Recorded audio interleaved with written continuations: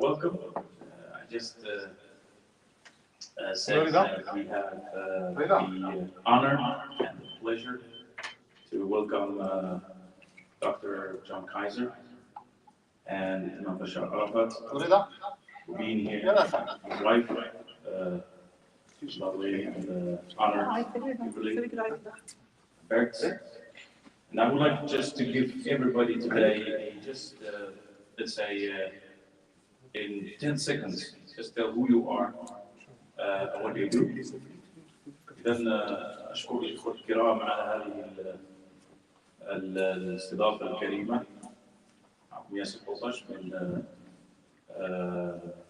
هناك في هولندا، واللقاء الذي سينظم الآن هو لقاء حول دور الشرطة في ضمان سلامة الأحياء وما يسمى يعني الأمن الاجتماعي. فقد قلت سيكون إن شاء الله يعني جيدا لو تقدم كل واحد منا في أقل من 10 ثواني بالاسم والوظيفة أو العمل. So let's start, and maybe we can start with the Nasr and then Ik doe het in het Nederlands. Basheer Boyer, 28 jaar in Amsterdam gewerkt. Nu sectorhoofd Flevoland, verantwoordelijk voor Flevoland.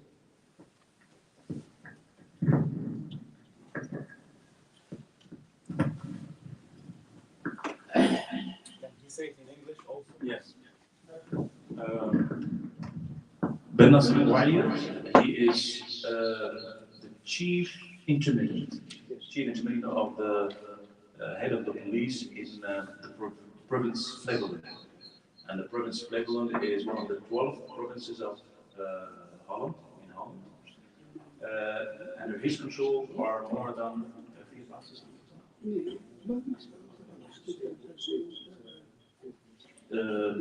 like 740 policemen and women, and there's in direct directions.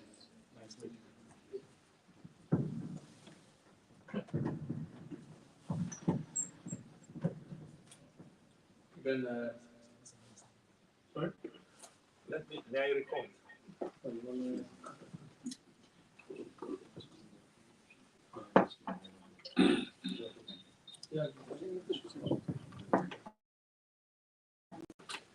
Ik ben Iso Mufti. Ik ben plaatsvangend sectorhoofd van Flevoland. Samen met de Nasser bestuur politiedistrict Flevoland, provincie Flevoland. En ben gestart in Amsterdam.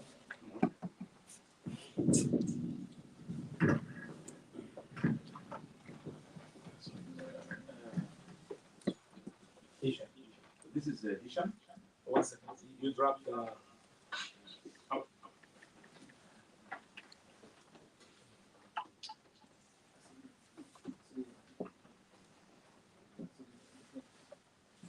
Okay, good.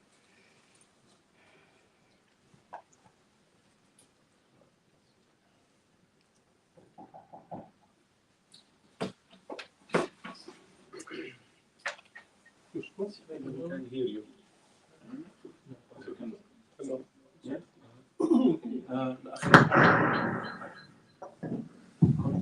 He's the substitute and of brother Nasr. Nice meeting you. So he is also got a big responsibility in the whole province in Flevoland. السلام عليكم. علي عزيز السراوي. ايش كملت؟ Aziz al-Israëli, 25 jaar bij de politie. Ik ben ook in Flevoland. Ik heb leiding, toekomstleiding hier in de basispolitie. Also brother Aziz al-Basrawi is he gives he directed with like 150 policemen. And he works also as chief intermediate in the police of Flevoland.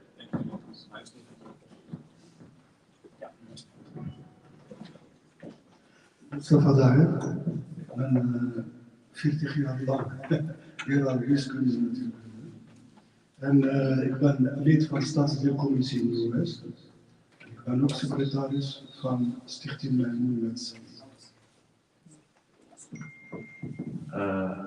Brother Mustafa Mustafa Dahi. En ja, ik ben van de commissie, Staatsdeelcommissie in de US. Yes, Mustafa is Mustafa Dahi is a local politician. He's working in the local government of Amsterdam, and he is also an active member. What is it? In the foundation, Maqoumat.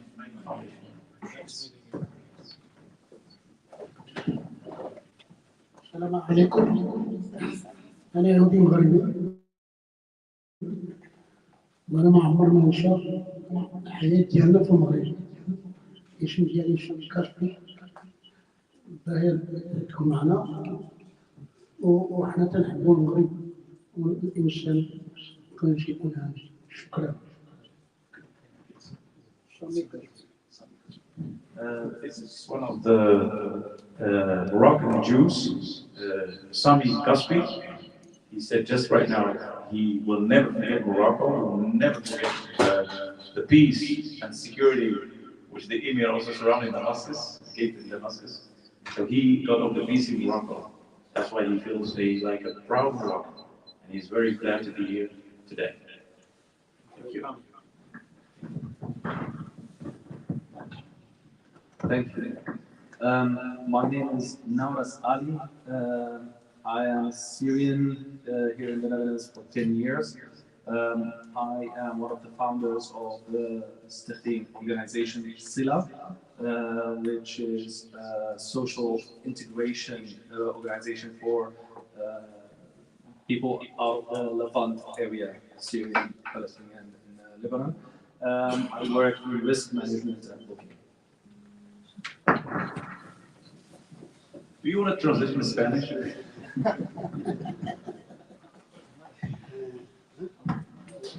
We'll just Exceed a little bit more than I want to give the mic to Madam.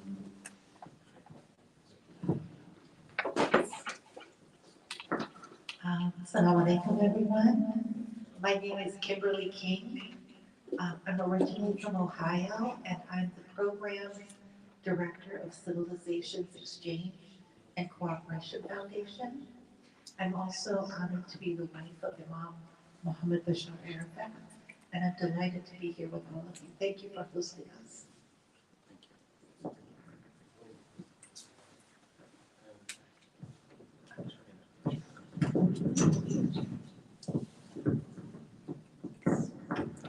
السلام عليكم. أنا نعيمة فيزازي، معلمة في اللغة العربية والقرآن الكريم بالمعهد وكذلك عضوة بالمعهد. This is Naima Fizazi. She is a member of the الهدى Institute, and she is also an Arabic teacher, the Quran and Arabic teacher, and she is a writer too.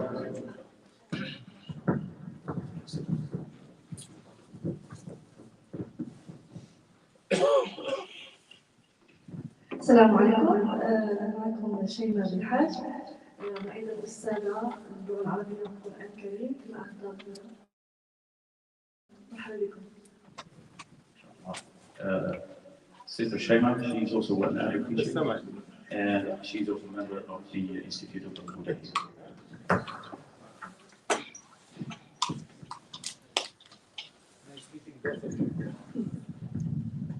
Assalamu alaikum. Ik ben personeelsadviseur bij de brandweer Amsterdam. En ik ben meegekomen met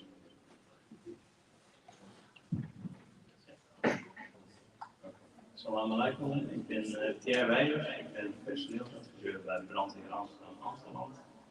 En ik ben vanaf 9 uur gekomen met mijn collega Shimon. This is Pierre.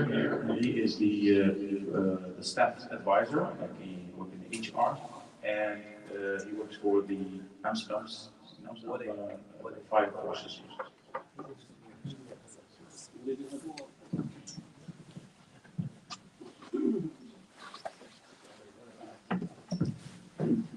evening. My name is Ibi. I work about 30 years as a fireman in Amsterdam. I have done a lot of things. I have done normally all things that a fireman can do as a job, how I do it. I won't stop my job about 4 weeks from now and go to stop. That's why last year the contact person between the Muslim organization and the fire station. Thank you, Zuhir. And Zuhir is one of the what we call the best persons, coordinators of Amsterdam when it comes to community policing and how the contact with the local government of Amsterdam and the community. Thank you, Zuhir. Thank you for coming. Assalamu alaikum, mijn naam is Natri Ghalifi. Ik ben een christelijk verzorger binnen de gevangeniswezen. En dus ik ben ook een munshi voor deze mooie gelegenheid vandaag. Dank u wel. Lotfi. This is Brother Lotfi. He is a chaplain in the Dutch custody prisoners. And he's also our, he's our munchi today. Munchi means he's Badia. He will just chant our ears with some Amdah, inshallah. Thank you, Lutfi. The last one, and then we will start, inshallah.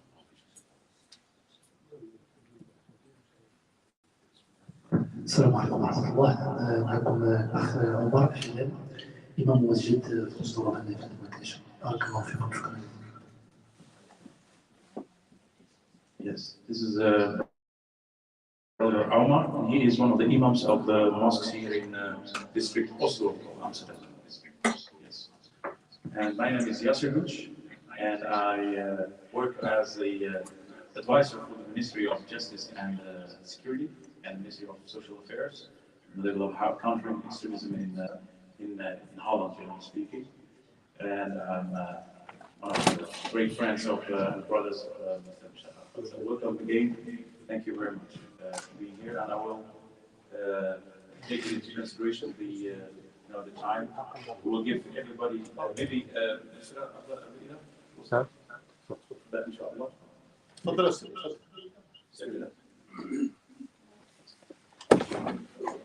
تفضل.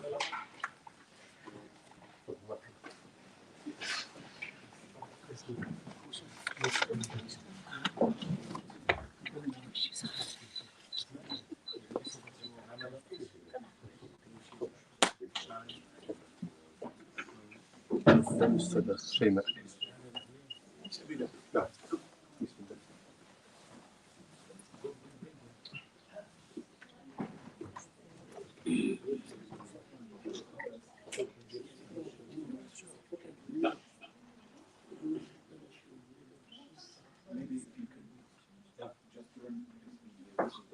Speech of the Imam, already translated into English.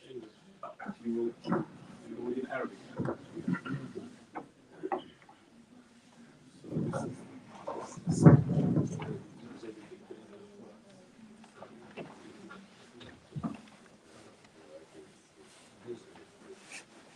الحمد لله والصلاة والسلام على أنبيائه ورسله. السيدات والسادة، الدكتور السيد بشار عرفة، السيدة حربو، السيد جون كايزر، السيد بيرت من الطائفة المسيحية، السيد بن ناصر بوعياد مسؤول الأمن لمنطقة الميرا والنواحي، السيد ياسر مطيش خبير ومستشار في مكافحة الحروب لدى وزارة العدل والجهات الأمنية كذلك، ممثل الشرطة بهولندا السيد قاسمي، والأخ الذي يرافق عن الطائفة اليهودية من يهود المغاربة، السيدات والسادة الحضور الكريم، باسمي ونيابة عن طاقم مسجد دار الهدى يشرفني أن أرحب بكم جميعا في هذا اللقاء التواصل الهام. نجتمع اليوم في هذا المسجد المبارك وفي هذه المدينة الجميلة. نحن سعداء بحضوركم معنا. حضرات السيدات والسادة، تأتي زيارتكم لهولندا في سياق يواجه فيه المجتمع الدولي كما باقي دول العالم تحديات كثيرة، وهي تحديات من نوع جديد تستمد خطورتها من البعد عن الرسالة الإلهية، وذلك من خلال الانسياق وراء سياسة رفض الآخر فضلا عن أطروحات أخرى، وفي عالم يبحث عن مرجعياته وثوابته. فقد حرصنا نحن على الجهر والتشبث الدائم بروابط الأخوة التي تجمع أبناء إبراهيم عليه السلام كركيزة أساسية للحضارة الإنسانية الغنية بتعدد وتنوع مكوناتها. فالديانات السماوية الثلاث لم توجد للتسامح فيما بينها إجباريا كقدر محتوم ولا اختياريا من باب المجاملة، بل وجدت للانفتاح على بعضها البعض وللتعارف فيما بينها في سعي دائم للخير المتبادل. قال تعالى: يا أيها الناس إنا خلقناكم من ذكر وأنثى وجعلناكم شعوبا وقبائل لتعارفوا إن أكرمكم عند الله أتقاكم. السيدات والسادة، إن متانة الروابط التي تجمعنا ووجهة نظر بيني وبين الدكتور الإمام الفاضل بشار منذ أن التقينا في هذا المسجد قبل مدة من الآن بخصوص قضايا الساعة لمن شأنها تمكيننا من الدفاع أو من الدفع بتعاوننا وتعزيز تقاربنا والبلوغ إلى الأهداف المشتركة إلى آفاق شاسعة وواسعة خدمة للسلم العام. كما أود أن أؤكد لكم أنكم ستجدون لدينا كامل الحرص على الاستمرار في العناية بهذه العلاقة وهذه الصداقة، وسنحافظ عليها اقتداء بالإرث التاريخي العميق الذي يجمع بين الرباط وواشنطن وبين أمستردام وواشنطن. إن العلاقة التي تأسست على أسس متينة وروابط وثيقة ومصير مشترك انطلقت من الاعتراف المغربي باستقلال الولايات المتحدة الأمريكية سنة 1787. هذا الاعتراف الذي كانت الولايات المتحدة الأمريكية في أمس الحاجة إليه وقتها، حيث أقدم سلطان المغرب حينئذ سيدي محمد بن عبد الله على إصدار وثيقة رسمية تقدم باعتبار ذاك الجزء من العالم دولة مستقلة ذات سيادة، وما تلا ذلك من مراسلات دبلوماسية بين السلاطين المغاربة والرئيس الأمريكي جورج واشنطن كانت في منزلة أول صداقة تجمع بين الولايات المتحدة الأمريكية بأول بلد إفريقي وعربي هو المغرب. هذا التاريخ يجسد الروابط العميقة والمتينة بين البلدين، حيث تم توقيع معاهدة الصداقة بينهما في عام 1786، وهي أقدم معاهدة لا تزال سارية المفعول في تاريخ الولايات المتحدة. تشكل هذه العلاقة نموذجا للتعاون والاحترام المتبادل، وقد تطورت عبر العقود لتشمل مجالات متعددة مثل السياسة والاقتصاد والأمن والتبادل الثقافي، مما يعكس الأهمية الكبرى أو الكبيرة لهذه الشراكة في السياق الدولي الحديث. ولعل الأهم في هذه العلاقة التاريخية المتميزة ما صرح به أكثر من مسؤول أمريكي فيما يخص الاستثناء المغربي، وأقصد بذلك أن الملك الذي كان أول من اعترف باستقلال أمريكا له رمزية دينية، وكان يعتبر القائد الزعيم الروحي للمؤمنين في بلده المغرب، ويلقب بأمير المؤمنين كما هو الحال مع ملوك المغرب. وهذا يدل على أن العلاقة بين السلطة الدينية والسياسية يعززان بعضهما البعض، وقد كانت سندا لها في معارك كثيرة ضد تلك الجماعات المتطرفة مثل الخوارج أو الدواعش أو حتى ميليشيات مسيحية أو يهودية. لذا أخاطبكم جميعا وأخص بالذكر الدكتور الإمام بشار أن المطلوب منا كثيرا بجانب الدين الذي دعاة إليه أصبح مغيبا ولم نفعله بما يكفي بين الناس. نحن كرجال دين فأين نحن من قيمة الأخوة بين الناس كما حثت على ذلك كل الأديان؟ وأين نحن من سنة التعارف والتراحم بين الناس وتذكير بعضنا بعضا بأن الخلق كلهم عيال الله وأن أحبهم إلى الله أنفعهم لعياله؟ وأين نحن من قيمة العدل والمساواة واحترام الإنسان أيا كان دينه ولونه وعرقه ولغته؟ نجد هذا في كل الأديان، كما نجده في القرآن الذي يتلوه المسلم ويؤمن به في قوله تعالى: ولقد كرمنا بني آدم وحملناهم في البر والبحر ورزقناهم من الطيبات وفضلناهم على كثير من خلقنا تفضيلا. لذا يتحتم علينا أن نعمل على تنقية صورة الأديان مما علق بها من أفكار مغلوطة أساءت إلى الأديان وأتباع الأديان.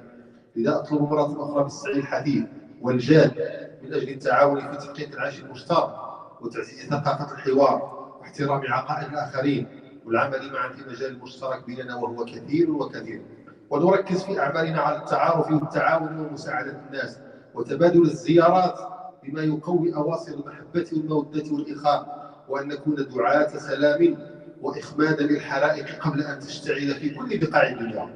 كما لا يفوتني أيضا أن أذكركم بأن تاريخ العلاقة الدبلوماسية بين هولندا والولايات المتحدة الأمريكية يعتبر مثالا للصداقة الطويلة والمتينة بين الأمم. يمتد هذا التاريخ على مدى مئات السنين. تطورت هذه العلاقة لتشمل تعاون وثيقا في مجالات عديدة مثل التجارة، الأمن، العلوم، التكنولوجيا، التبادل الثقافي، التعليمي، التركيز على حقوق الإنسان، السعي نحو تحقيق السلام والازدهار المشترك. وفي سياق لقائنا اليوم نؤكد لكم بأننا في المعهد الإسلامي دار الهدى بأمستردام نؤمن بأهمية تجسيد الشراكة والتعاون لخدمة الأهداف المشتركة التي تسهم في تنمية مجتمعاتنا الأمريكية والهولندية، ونعتبر بأن تعزيز الحوار المفتوح وتبادل الأفكار والخبرات أمر حيوي لمواجهة التحديات واستغلال الفرص. في ختام كلمتي أتقدم بخالص الشكر والعرفان لكل مشاركينا في هذه الجلسة المباركة، وأدعو الله تعالى أن يبارك هذا اللقاء وأن يوفقنا للتعاون على نشر ثقافة السلام والتآخي والعيش المشترك، كما أدعو إلى تفعيل نتائج وتوصية هذا اللقاء بما يخدم مجتمعاتنا ويعزز من قيم التعاون والتعايش والتفاهم. شكرا لكم جميعا، ونتمنى لكم لقاء مثمرا ومفيدا وإقامة طيبة. السلام عليكم ورحمة الله وبركاته.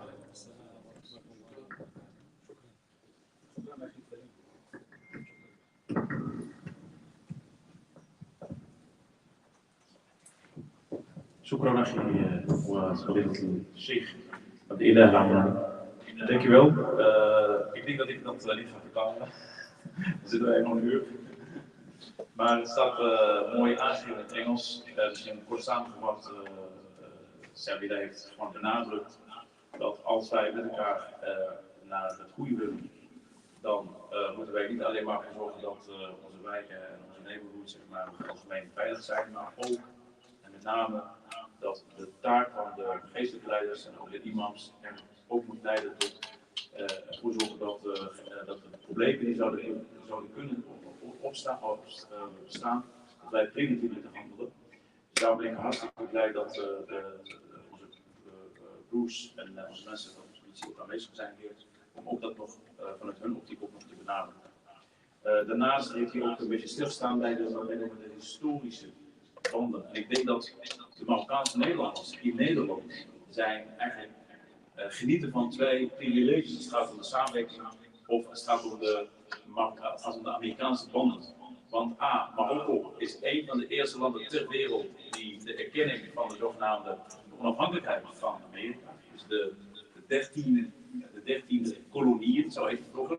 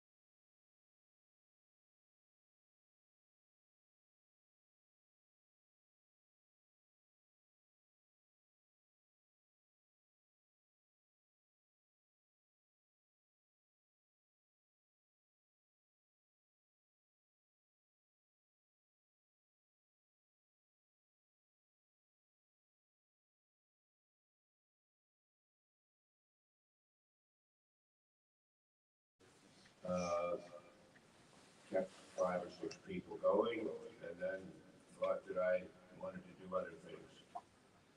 And one of those other things was to go back to France. I shouldn't say back to, but to go to France and put myself in a location where I learned more about this thing that was being called the Islam's threat.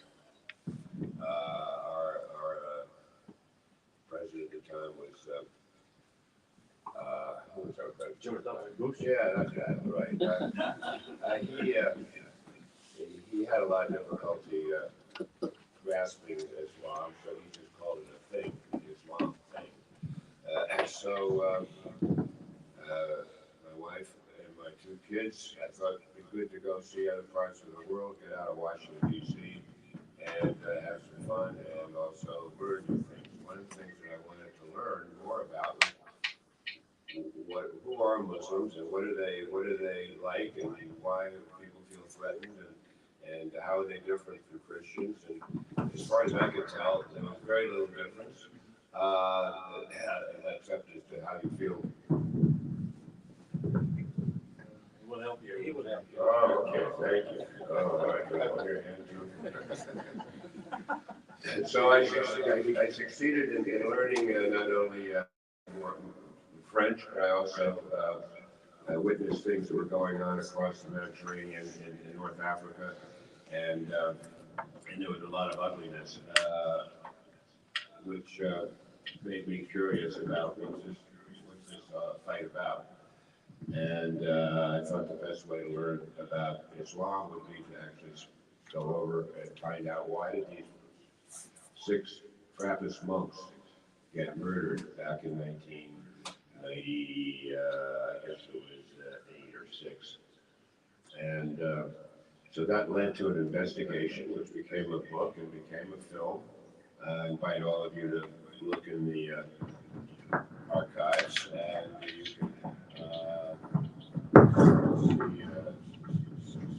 can see the story that You can just talk. I can just talk, okay. And that experience led me to write another book, also located in the Algeria story, which was, well, why were they killed, these monks? Who did they hurt? The question is still not fully answered, but in any event, it did lead me to learning about Emir Abdul Qadir al-Jilani, who I gather most of you have never heard of before, which is a defect we'll have to work on, because he's an extremely important figure certainly in North Africa, and especially Algeria today, and his way of living his faith, which is a kind of universalist Unitarianism, Rumi-like openness. He wasn't a condemner, and whatever we think God is, he is more. No one owns God. We know God in part, but not in whole. So he's very much like some American spiritual figures too. Which is the universe is much bigger than we can grasp, and we ought to be humble. And then from there, I learned a bit more about raising animals, pigs, things like that, and changing my lifestyle to enable me to live in a place called Rappahannock, Virginia. And if any of you happen to be wandering around in Northern Virginia in the years to come, and you're retired, you just don't want to do what you're doing and see the world maybe through different eyes, we'd love to entertain you and show you the world. Thank you. Thank you, John.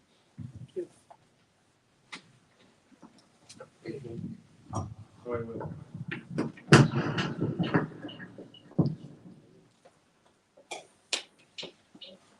خلاص هذه بستخدم هذا.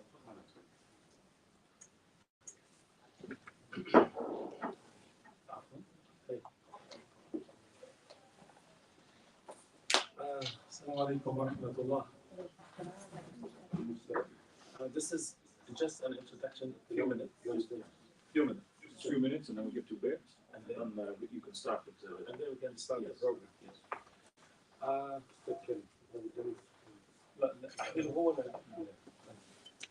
Assalamu alaikum wa rahmatullah. One more time. My name is Muhammad Basheer. My name is Muhammad Basheer Arafat, originally from Damascus, Syria, but I have been in the US for the last 33 years.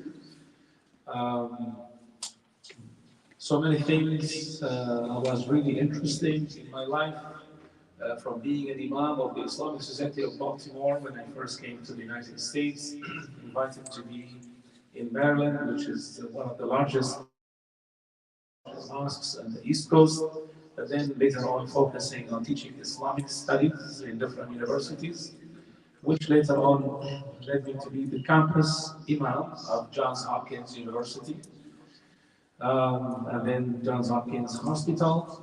But then I realized that we as a Muslim community, we don't have a cultural exchange organization. And as you know, for me as a Muslim, the core teachings of Islam is to know one another. وَجَعَلْنَاكُمْ شُعُوبًا وَقَبَائِلَ لِتَعَارَفُوا. We made nations and tribes that you may know one another. The core teachings of Islam is As-salamu alaykum, means peace be with you, means how are you? And then later on, can you come and eat those wonderful, Moroccans or Syrians, hospitality. But I felt that we as Muslims in America, we don't have a cultural exchange organization that takes American students from different universities to see the history and the culture and the civilization. So I started after 10 years, the Civilizations Exchange Cooperation Foundation. After 9/11, and the State Department, US government, they saw the programs of people traveling with us, and they asked if we can do programs and do advising for the cultural exchange students coming from all over the world. So we started programs for the high school students from 78 countries. That started in 2005 until today. Conferences in Florida, in Washington, in California, and we are looking forward to do the same conference in Holland. But then later on, the State Department requested if I would travel and speak about the Muslim life in America, diversity in America, immigrants in America, interfaith in America. So we started doing that in 2005 until today, and now we have done it in 47 countries with 47 US embassies, and one of them is the US Embassy in the Netherlands. So I'm here because of the program that I have done with the US Embassy in the Netherlands. When you leave from here, you go to Google, just put Muhammad Basheer Arafat in the Netherlands.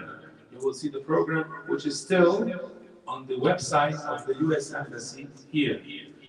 And I really would like to say here, thank you to the US Embassy in the Netherlands, who invited me as a speaker in 2018, and also the State Department, who invited my dear brother, Brother Yasser, in 2017, and visited us, and he saw Al-Basheer Seminary and CECF. Right now, I'm coming to you from France yesterday, but before France, I came last week from Tashkent in Uzbekistan, and before doing a program with the US Embassy in Kyrgyzstan, and before program with the US Embassy in Spain and Morocco. The point is, I'm here as a follow-up to those programs with US embassies. And because of these programs with US embassies, we started now a small seminary at a university that is called Al-Basheer Seminary, that focus on one thing, and that is religious diplomacy. Religious diplomacy is needed today, especially due to what's happening globally.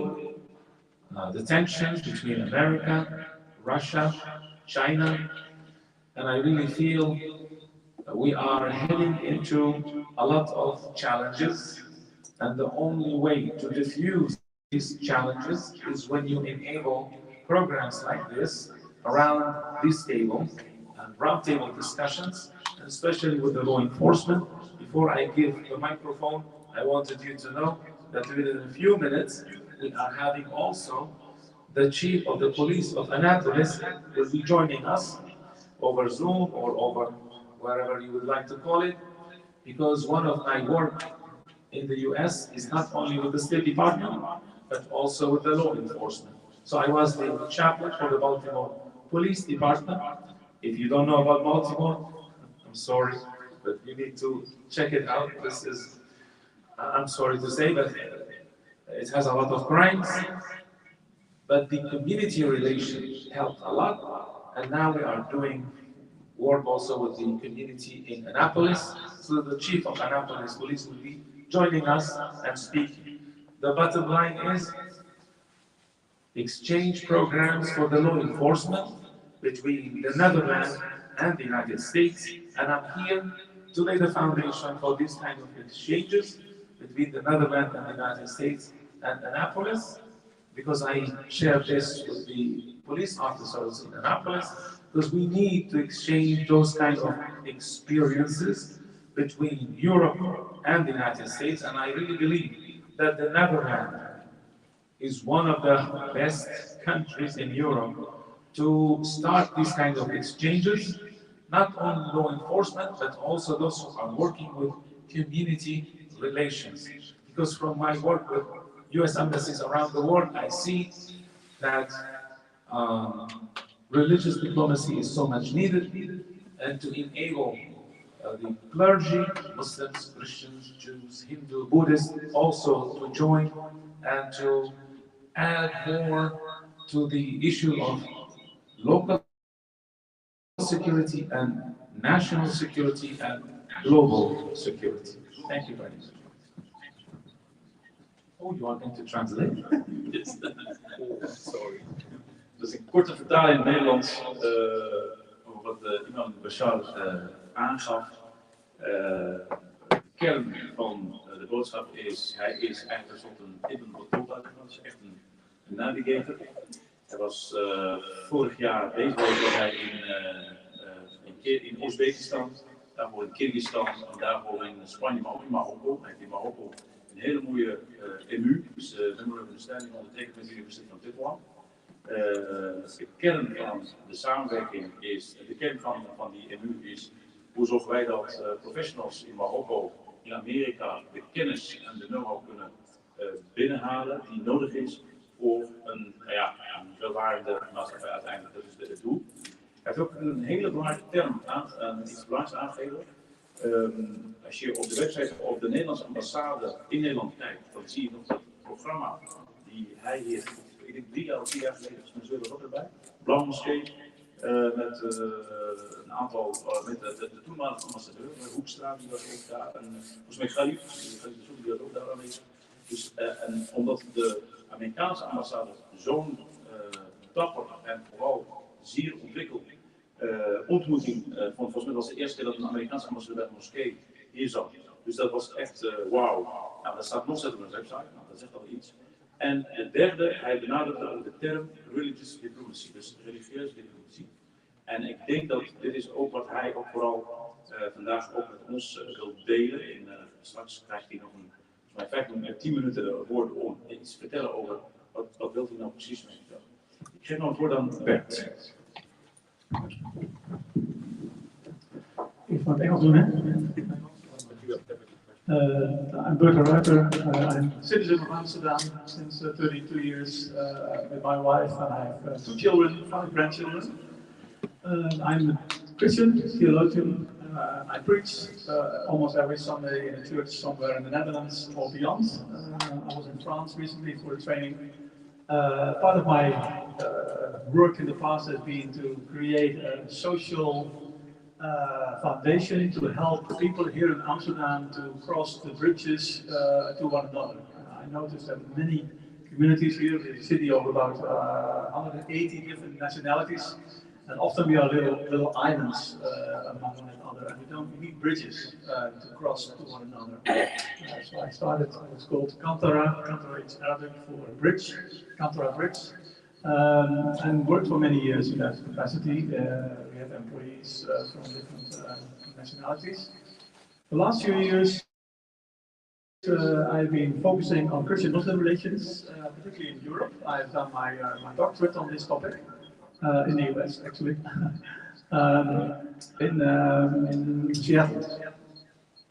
And part of my work has been to help Christians across Europe to cross those bridges to Muslims. Particularly, there's a lot of fear, anxiety, prejudices, Islamophobia, if you want. And I've tried to help cross the bridges from the Christian community to the Muslim community. So I've taken groups of Christians across Europe to visit mosques and to meet with one another. The last few years, I'm specialized in interfaith dialogue. I'm leading 4 interfaith networks right now, one here in this part of the city, of 17 churches and 17 mosques. And there are several more in Amsterdam and one more in another city in the Netherlands.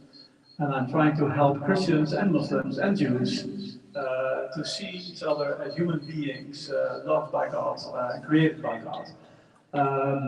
The last few months, I've had an intensive course in what I call walking on eggshells, on eieren, loop op eieren, because it's it's quite delicate to in this particular context of the Jewish and Palestine situation. Of course, the elections in the Netherlands, the Wilders being the largest party, and a lot of prejudices among all communities, and how to do that well and without stepping on someone's toes. It requires religious diplomacy, so I probably need a crash course from you tonight to know how to do this well. So yes, thank you. Thank you very much. Ik wil toch het woord geven aan Sebastian. Misschien een kort woordje, maar ook misschien wat vinden wij belangrijk als politie hier en wat zijn de behoeftes als wij toch worden uitgezet. So this is about what are the, let's say, what are the goals of an exchange and what are their own aspirations and their orientations. Ik doe het wel in het Nederlands. Dank dat wij hier mogen zijn.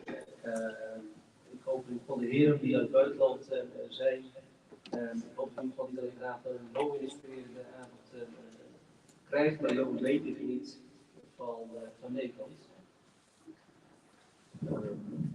Doen we gewoon een simultaneous translation a little bit better. Thank you for being here and thank you for inviting us and thank you that you are here with us. Een police community, een belangrijk thema voor de Nederlandse politie. Een aantal woorden gehoord vandaag. Ik heb opgeschreven bruggenbouwers. Met elkaar gaan leren, elkaar ontmoeten, maar ook elkaar leren, elkaar begrijpen. Belangrijke waarden in het zijn van een politie voor iedereen.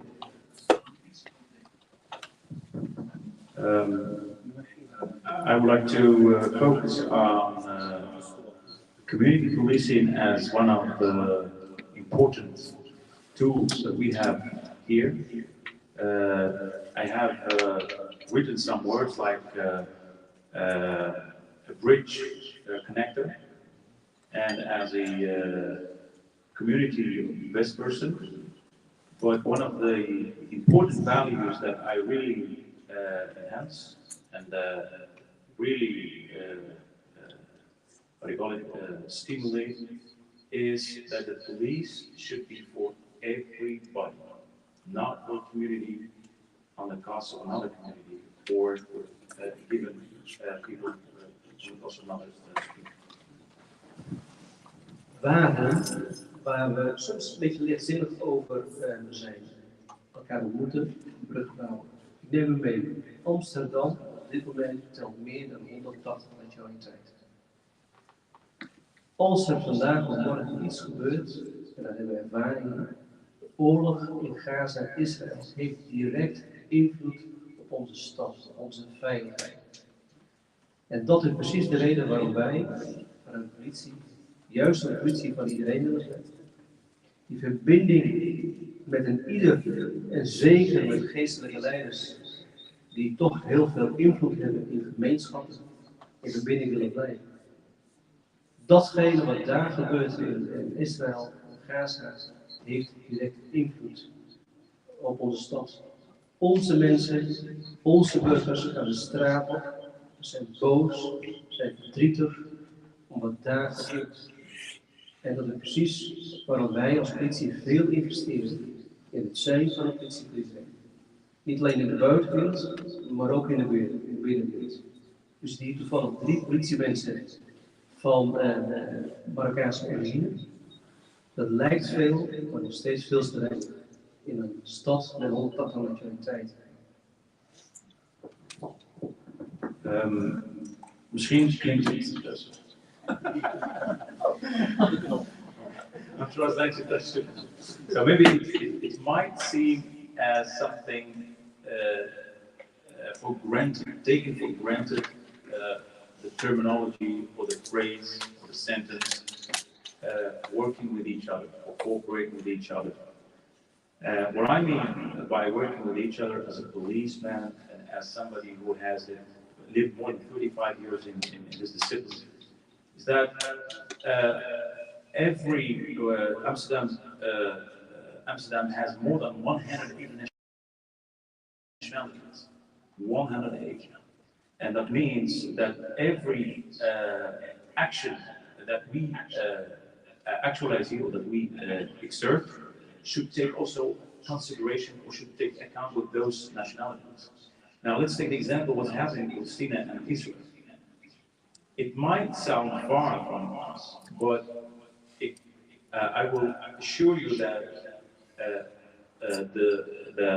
this lead in the smallest neighborhoods in Amsterdam to polarization and to a feeling of grief and a feeling of discrimination and anger.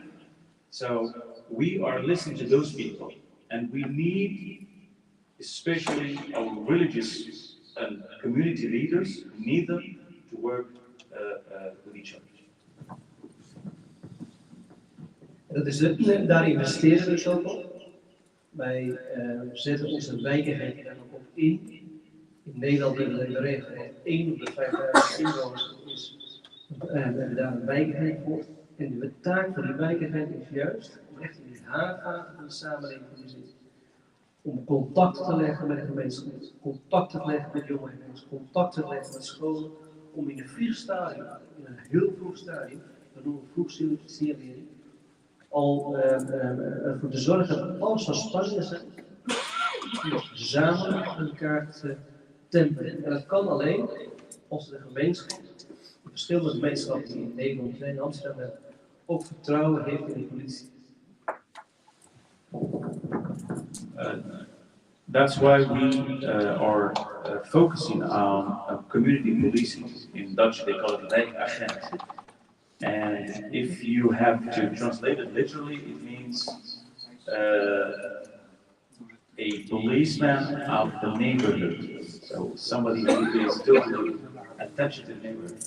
The Mr. Nas has mentioned something very important, as he said, like for 5,000 Amsterdamers, we have community policing now. And their primary task is, if there are polarized communities, and if this polarization sounds or seems to be unleashed, so it's out of control, we have the task, and we have the responsibility, and maybe I will add this, the holy responsibility to act proactively before this polarization is, getting worse and worse. And we invest in early warnings, tools. But the best early warning is working with the community, understanding the community, understanding their own problems, and trying to react. Thank you.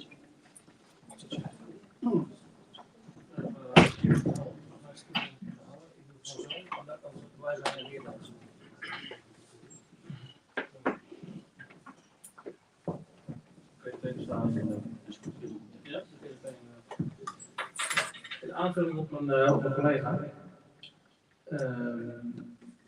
Een van de kenmerken en een daarvan is verbinden. En verbinden betekent, is een woord op zich. Maar het zegt eigenlijk alles in wat ik vandaag gehoord heb van de geestelijke leiders, de vertegenwoordigers. Internationale gemeenschap wordt daarin opgezocht, bruggenbouwers zoals mijn collega's zijn. Maar tegelijkertijd moeten we ons niet vergissen in hoe delicaat het dan is. Dus op einde lopen is niet zomaar een zin die genoemd is, maar het is ook echt werkelijk zo. Dus onze wijkagenten zijn cruciaal op vraagstukken waarvan wij denken, dat waait er over, we zien het niet aankomen. Die vroegsignalering is van dusdanig belang om tijd met onze partners de juiste knop in te drukken. Dus om direct in contact te staan met onze burgers, wat zij nodig hebben. En dat is het vertrekpunt om in ieder geval vrede te bewaren in de wijk. So, adding to what Mr. Benassi said, is, certain, or let's make it's put in the lines, underlining the term connection, verbinding, connecting with the neighborhood, connecting with the people. So the role of community policing is colossal. It's something that we cannot work without. But one of the biggest challenges is how to keep confidence in these neighborhoods livable, how to make people coming to us and working with them. So it's not as easy as we might think about it. So that's why maybe, and I will add it, like an exchange program, knowing what in the United States, in Annapolis, for example, if we have to listen to the chief, Mevrouw Jackson, I think. Yes. So maybe we can change these, let's say, experiences. Okay? And lessons learned, yes. Ik ga nog, misschien, mag ik wil je nog iets?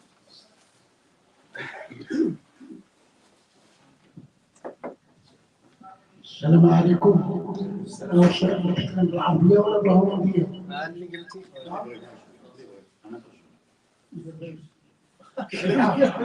الشيخ الحي. لا العربية ما كانش خلينا.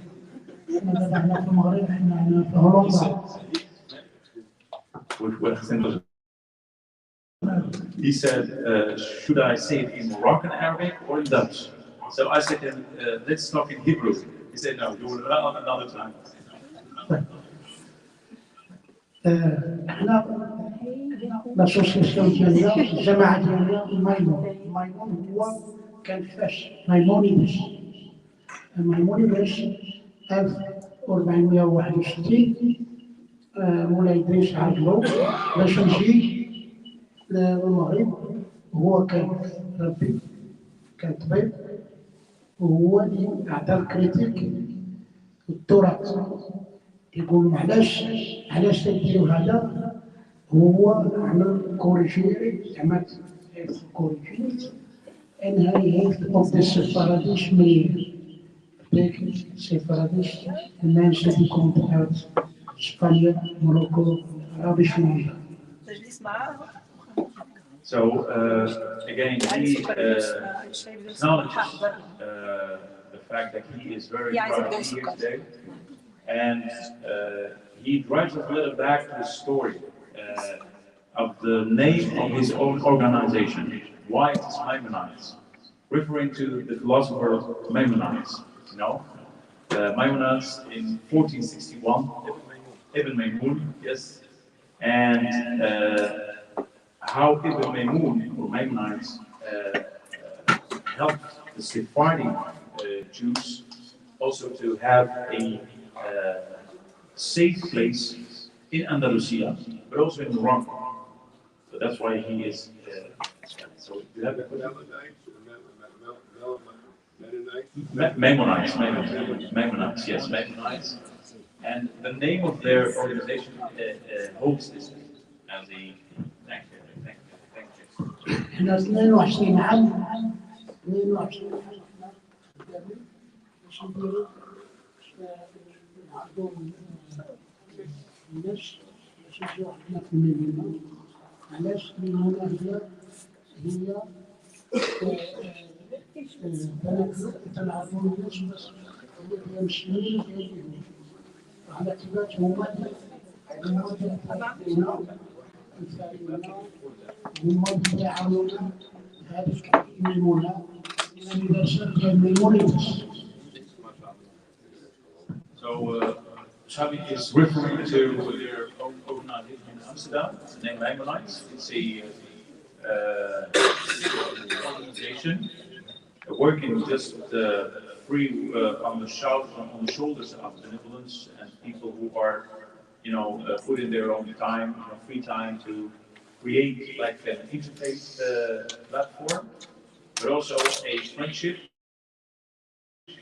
and a brotherhood between the Muslims and the Jews in Amsterdam.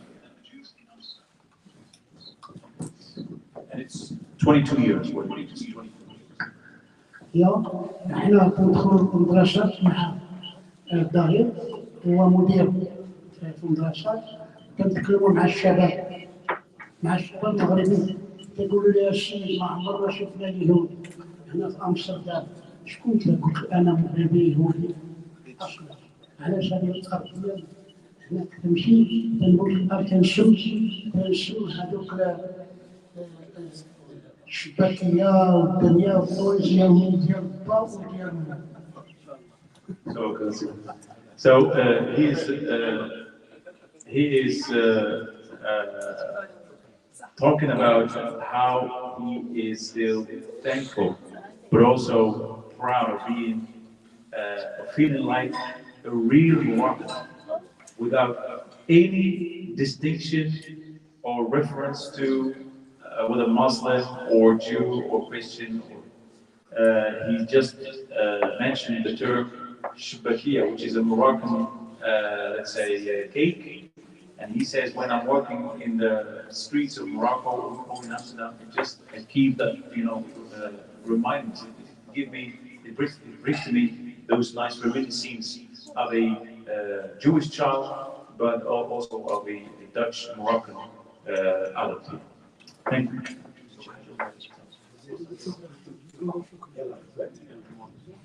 شكرا. Thank you very much. Come from Amsterdam. And I help you as you come for me in May. شكرا. Don't try to welcome in Immigrants if you want.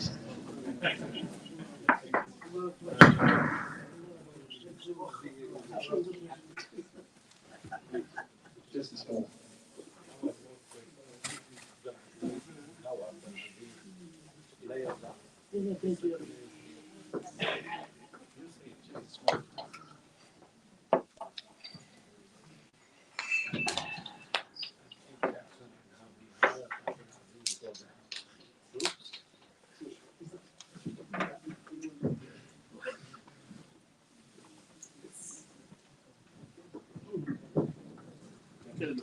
Assalamu alaikum wa rahmatullah.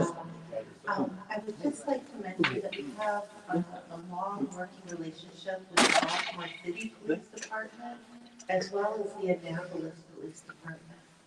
And we've taken many of our incoming scholars and educators and interfaith leaders to meet with them and to learn more about their community relations division and the efforts of the chief with the police officers, and what types of training they need. And I was really interested to hear what prepares you here in Holland to engage with such a diverse community on a regular day-to-day basis.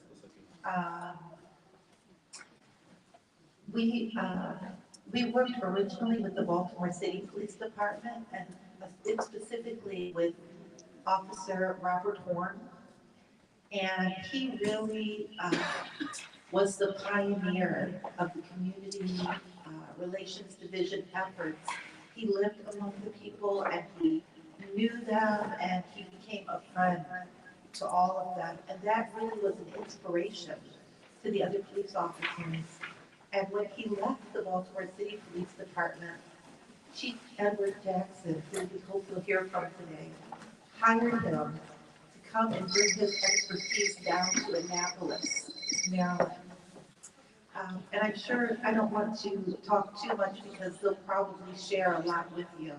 But again, I appreciate your efforts so much, and I'd love to learn what's worked best for you and how you were trained to engage and care for the needs of such a diverse community.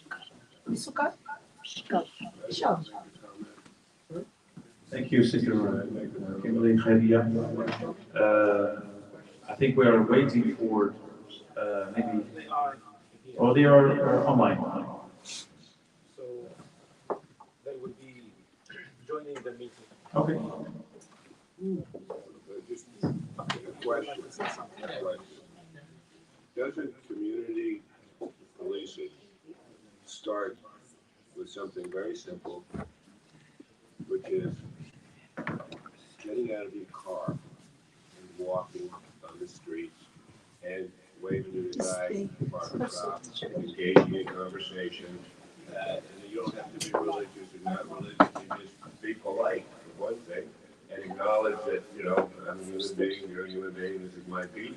You've got a problem, talk to me, but to engage, whereas in the United States, an awful lot of the, I don't know what the numbers are, but there are places where police don't want to get out of their car because they're scared. That's an extreme. But when I was growing up, it was common for the police to talk to the pedestrians and say good day and how can we help you? Just curious how we do it in home? Yeah, I mean, but you have that kind of one-on-one engagement. We have a specialist among us who's on a daily basis doing this kind of work. How big a territory does he cover? Because we have now people online sitting on the other side of the world. Welcome. And I will give the word. The Chief, can you hear us? Okay. Yes. Yes. It's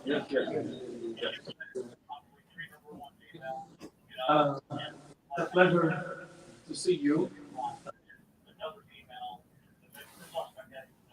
And I just would like to say that we have been here fortunate to have this wonderful meeting with members of the police force, and the topic and the subject is about community policing, enhancing community policing.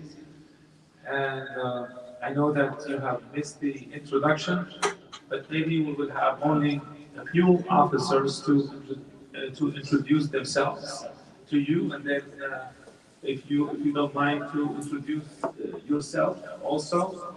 We spoke about the opportunity and the privilege for me to work with Baltimore Police Department, and now how I'm fortunate to have been working also with you, Chief Jackson, and with members of your team. We have been fortunate to invite you to our programs and to meet with the law enforcement in Kenya, and this is another opportunity. And the police officers here, they were sharing about their experiences of community relation and how it does very important for them here in the streets of Amsterdam. But I would like really to invite you to introduce yourself and to introduce your team, and also to just share with us about your experience with community relation. Of course, I had the pleasure of working with you since you were at the Baltimore Police Department, and now in Annapolis. And really, the outcome of this meeting, we hope that we will start an exchange program between the police officers in Amsterdam, in the Netherlands, and the United States, and for them to visit you in Annapolis and also to have this kind of exchanges with other police departments, probably in Delaware, in New Jersey, in New York. But I would like again to give you the chance to introduce yourself, or hear our hosts to introduce themselves. And here our moderator, whose name Brother Yasser, he will take it from there. Thank you, Imam. Welcome there. Is it raining in Annapolis or not? No, it's a little overcast. It's cloudy, but the rain hasn't come down yet. So I will give just like a Snapchat, introduction to our chief superintendent here. We have three, and they will introduce themselves just for a while, and I'll give you back the line. Okay?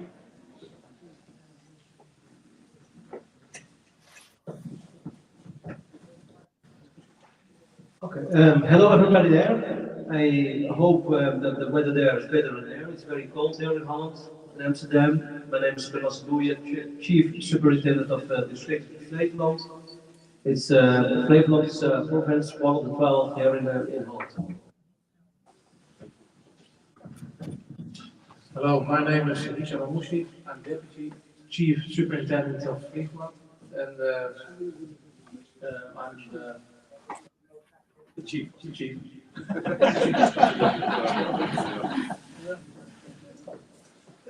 Well, good evening. My name is Aziz and I'm also one of the chiefs of Amsterdam. Thank you. So the floor is yours. Okay, can you hear me? Yes. Okay, well, greetings and thank you. Before I get started, thank you, Imam Basheer. It's always a pleasure to see you and Kim and your lovely wife, Kim. I bring you greetings from the capital city in Maryland, Annapolis, Maryland.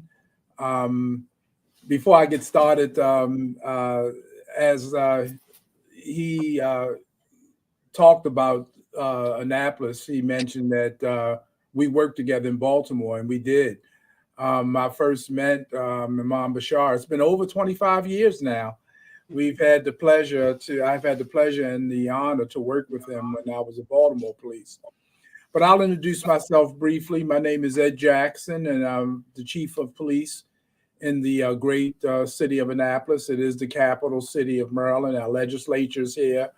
The United States Naval Academy is quartered here. Maryland's highest court is here. And one of the oldest colleges in America goes back to colonial times, St. John's College. So we have a lot of very important institutions here, in addition to just a great city to be a law enforcement officer. And before I say any more about myself, too, I'd like to take this opportunity to introduce two very important people, members of the Annapolis Police Department, one of which you know very well, and that's Rob Horn, who does the reentry, and he's sitting in back of me. And then his commander is sitting next to him, and I'm very delighted to introduce you to Captain Amy Miguez. She is the commander for community outreach. All of our community outreach initiatives are commanded by Amy Miguez. So I'm delighted to have them here to chime in on some of the things that we are doing here in Annapolis. Some of it's very innovative. Some of it's never been done in the region. And I'm proud to say, thanks to the great job that the men and women in Annapolis are doing, we've become a model police department in the eyes of many.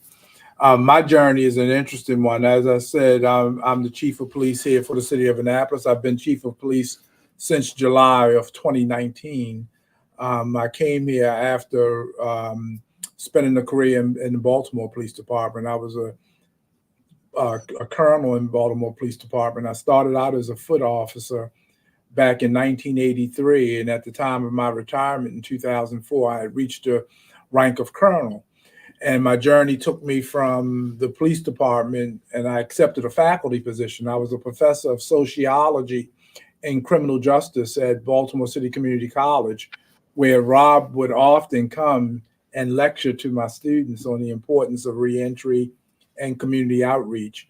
I remained there for 14 years and came back to the Baltimore Police very briefly for about a year and a half, about 18 months, as an inspector general when Baltimore unfortunately went into consent decree as a result of the in custody death of Freddie Gray that touched off the riots in the city of Baltimore back in 2015. And from there, I was given the honor and the opportunity to take command of the Annapolis Police Department, where I've been since 2019.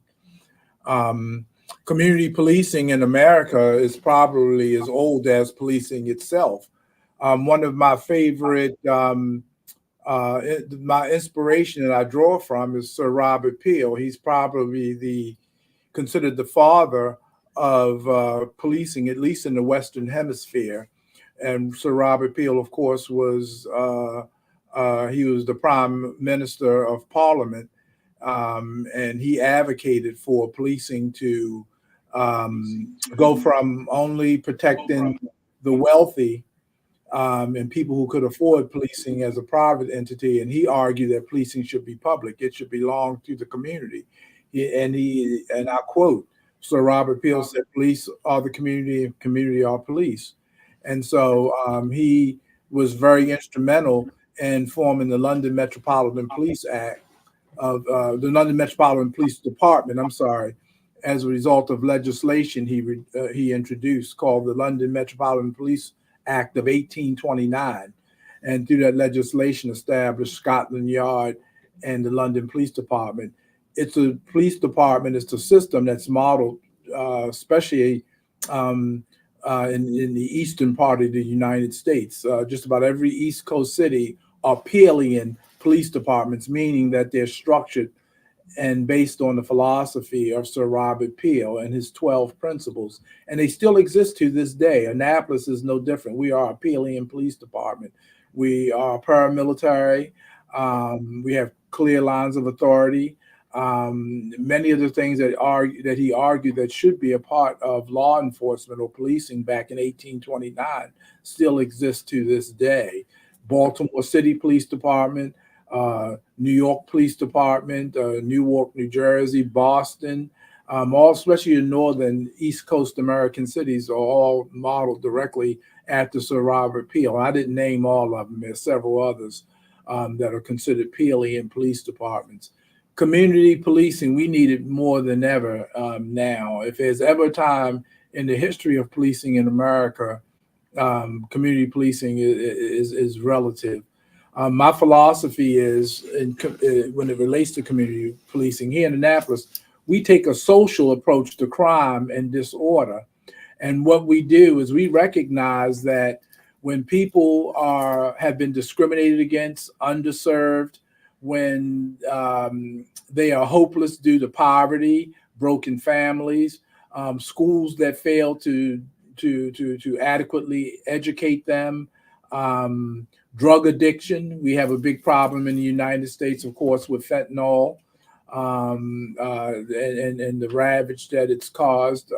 We have the addiction, alcohol dependency, domestic violence. We have all those things operating in the neighborhoods. It's no wonder that we have high crime rates. And of course, the handgun problem and juvenile crime are recent phenomenons in American policing, especially cities like Annapolis and Baltimore. And so what we do, we have several things operating. We have youth outreach. We have a strong partnerships with our community organizations, civil rights organizations, our churches, our mosques, our synagogues. We have very strong outreach to deal with all of those problems, to ensure that everybody has a seat at the table when it comes to how they want their communities policed. We have a true partnership, and the only way you can do community policing is to engage the community where they are and help them work through problems. It's problem-solving policing. We ask them, what do we want their communities to look like?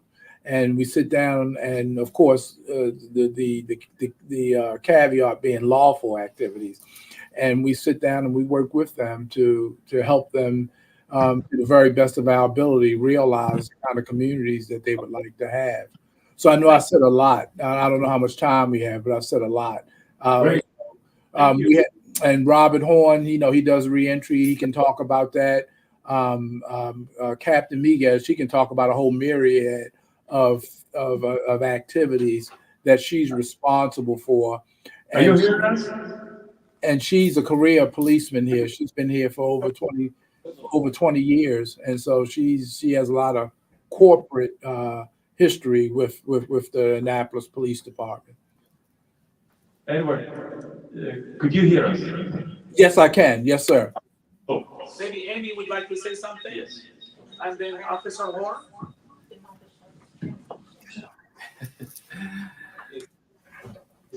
I'm happy to speak to everybody. I think most cities are like ours. It takes a community to really help the police department, and it takes the police department to really listen to the community to know what we need to do. So I think that we take that to heart in Annapolis.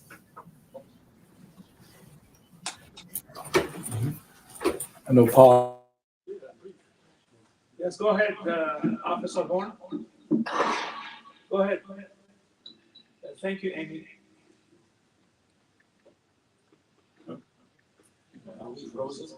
It's freezing. Yeah. No wonder it's cold outside. It's cold.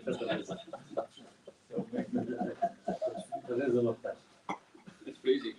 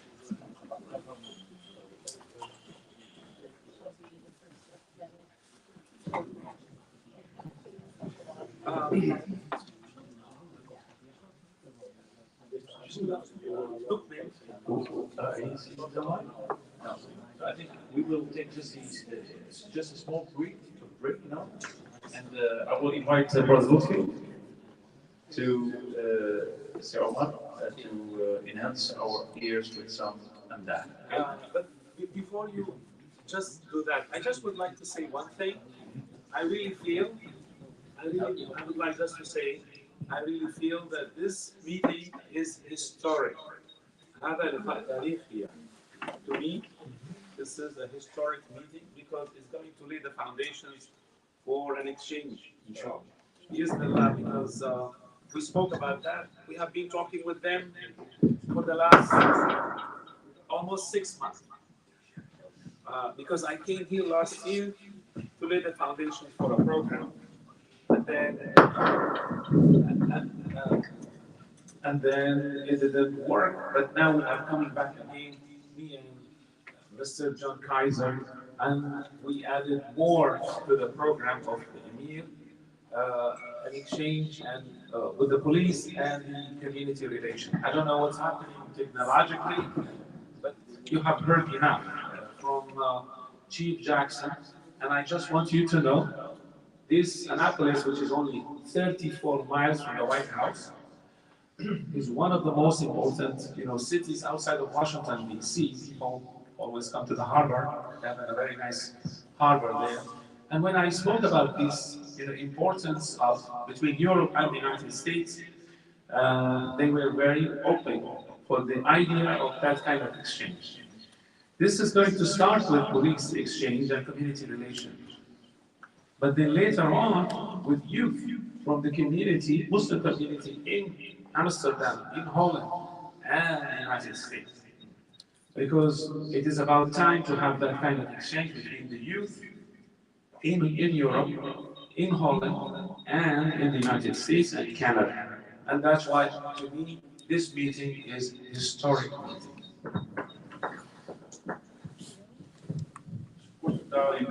Het is iemand die gaf aan dat het voor hem een historische ontmoeting is. Maar ook een van de belangrijkste, volgens mij, momenten in een professionele leven. Dan dit tijd echt werkelijk naar wat eigenlijk de religieuze diplomatie ook eigenlijk op doel is, namelijk een concrete bijdrage leveren aan professionele uitwisseling. Dus niet alleen maar voor een symposium uitgenodigd worden of voor een kleine studiedag of een rondje ergens een culturele tour of iets dergelijks. Nee, het gaat echt over professionele uitwisseling van ervaringen, namelijk lessons learned. En het grootste voordeel, als je gaat happen, dan pak je de goede hap. Nou, dan zit je eigenlijk met de politie van Annapolis. Hij gaat aan 43 kilometer van de White House. En ook een van de meest, dus dat in het Engels recognizable, dus echt een van de meest erkend, doelgericht, maar ook doelmatig politiedepartementen in Amerika. Want bij hun is bijvoorbeeld wijkagentschap is in Chicago begonnen, maar in Annapolis eigenlijk goed uitgewerkt. En ze zijn ook heel druk bezig met allerlei vernieuwingen. Dus ik gun het ons, ik gun het vooral onze NASA, maar ook onze politie in Amsterdam, maar ook in Nederland, om middels deze weg, deze historische uitwisseling. Ik hoop dat dit gewoon, zoals de imam aangaf, dit is gewoon de fundering voor een professionele samenwerking tussen deze twee departementen. Ik wil eigenlijk de gelegenheid pakken om toch een klein intermezzo te geven, misschien kun je hier beter. So we will just take the moment. We are in a spiritual flow. I'm getting back on Zoom. Yes, they are going to join us on Zoom.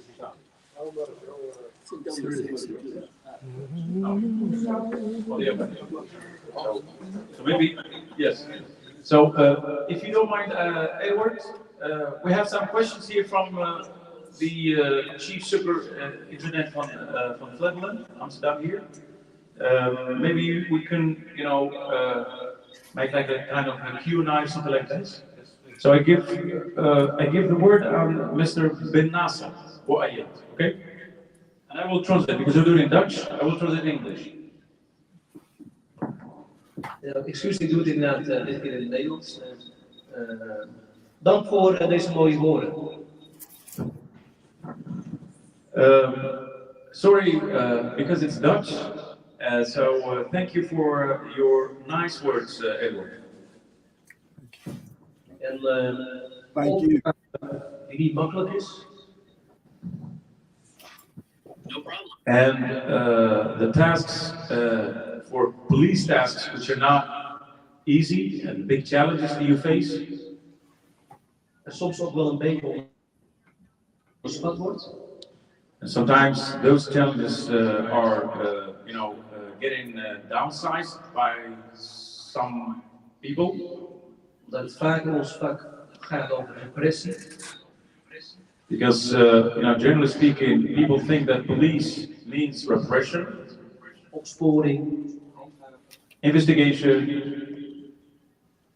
Maar men vergeet dat een goede informatiepositie in de wijk, veel spanningen die je kunt in een vroeg stadium temperen, begint met een goede verbinding, een goede informatiepositie in de wijk. En dat kan alleen als je verbonden bent met de wijk.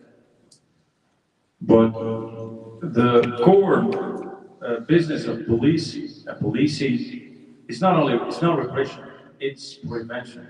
It's creating confidence and trust on a micro level, so in the neighborhoods, and trying to have those what we call partnerships in neighborhoods. En op het laatste vraag, of het laatste item, dan ben ik wel benieuwd. Waar loopt u als politiechef intern in uw eigen organisatie tegenaan als het gaat om uw mensen mee te nemen in deze filosofie van community policing? So I have a question for you, Edward, and the team surrounding you. What are the real obstacles or hindrances that you face when it comes to creating this trust on that micro level, neighborhoods? Thank you.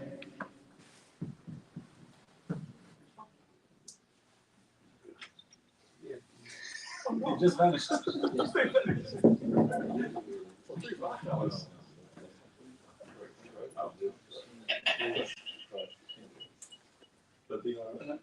Yeah, the back. They can think about the question now. They're thinking about the question. We were so on hard. السؤال كان صعب.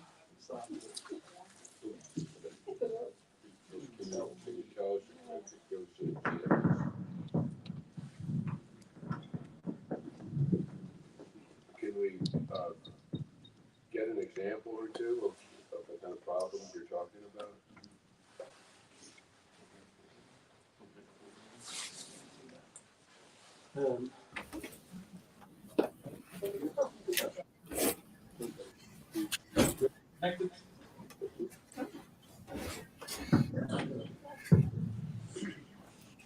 Could you hear us, Jackson?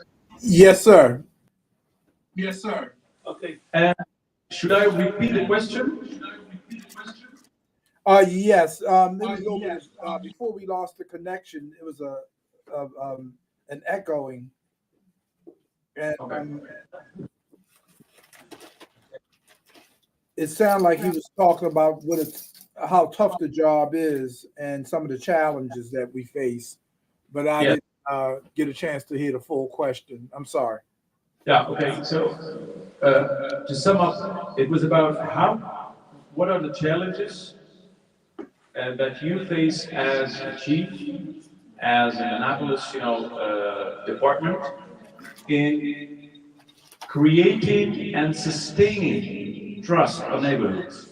So what are you doing to sustain that trust? Because in Amsterdam, this is one of the biggest issues. Well, I think that we start first by sitting down and have honest and open discussions, be willing to accept criticism for the things that we can improve upon. And I think that the most effective means of gaining trust is to demystify your department. And what I mean by that is that so many people don't know what we do. They see us in enforcement mode. And when you open up the police department, you open up your humanity. People see us as human beings just doing the job. And I think that Annapolis does a very good job. I think second to none. Maybe I'm biased, but second to none when it comes to partnering with the community and engaging in meaningful dialogue. We just 2 nights ago put on a presentation, a PowerPoint presentation for the community, and we explained everything.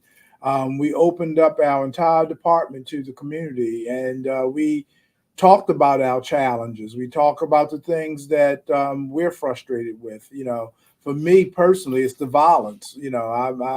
I get frustrated when we have upticks in violence. I get frustrated when we have murders and shootings and all types of violent acts because people have lost their ability to sit down and settle disputes peacefully.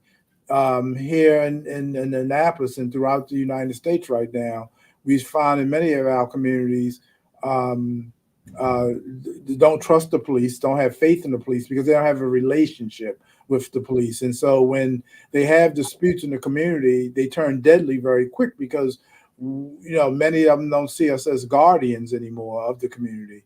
They see us as warriors in it.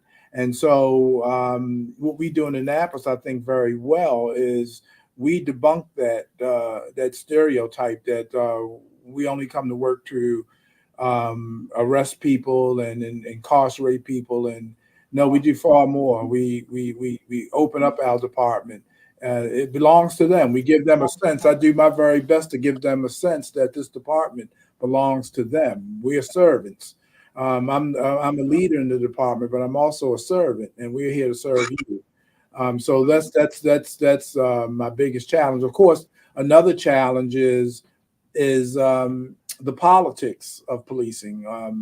Very few chiefs stay away from the politics of policing, but it's real. Every day I come to work, I have to manage political considerations. I have to protect my men and women and still forge the relationship with elected and appointed officials outside of the Annapolis Police Department to ensure that we remain at the table when it comes to being included in everything from resources to intelligence information. So I hope that answers the question. I think if I can sum it up, it's to sit and talk and have open and honest discussions, and that's how you build trust. Thank you. Thank you. It's very, very, very interesting. I will just give it a small, Dutch translation. Ik heb gewoon twee belangrijke thema's waarin hij focuste. Hij zei wat wij proberen te doen, namelijk het demystifiëren van het politiewerk. Met andere woorden, politiewerk moet geen mysterie zijn. Het moet echt toegankelijk zijn voor iedereen. Nou, dat doen we ook in Nederland gelukkig. Ga ik vanuit. En het tweede is, en dat is wel een problematisch gegeven, namelijk wat hij noemde de politics of police. Dus met andere woorden, hoe zorg je dat je in verschillende politieke verkleuringen toch je voorraad hebt, je logistics hebt, je middelen goed hebt, dat soort zaken. En dat is wel iets wat hij aangaf, misschien dankzij onze ligging. We zitten dichtbij de centrale overheid, de White House, dus we kunnen misschien we zijn wat geprivilegeerd dan misschien andere departementen. Dus die zijn de twee kanten. Hij heeft ook heel kort gezegd, hij zei, zorg dat je niet als repressieman, zoals de naast ook aangaf, maar vooral als een verbinder. En tegelijkertijd wees bewust van het feit dat mensen ook in jou de mens zien en niet de guardian of het haantje zoals we het zeggen. Dat was het.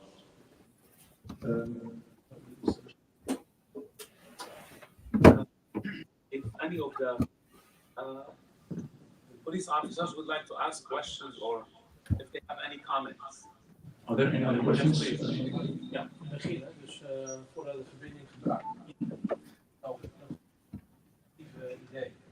Ik ben benieuwd welke innovatieve ideeën, zeg maar.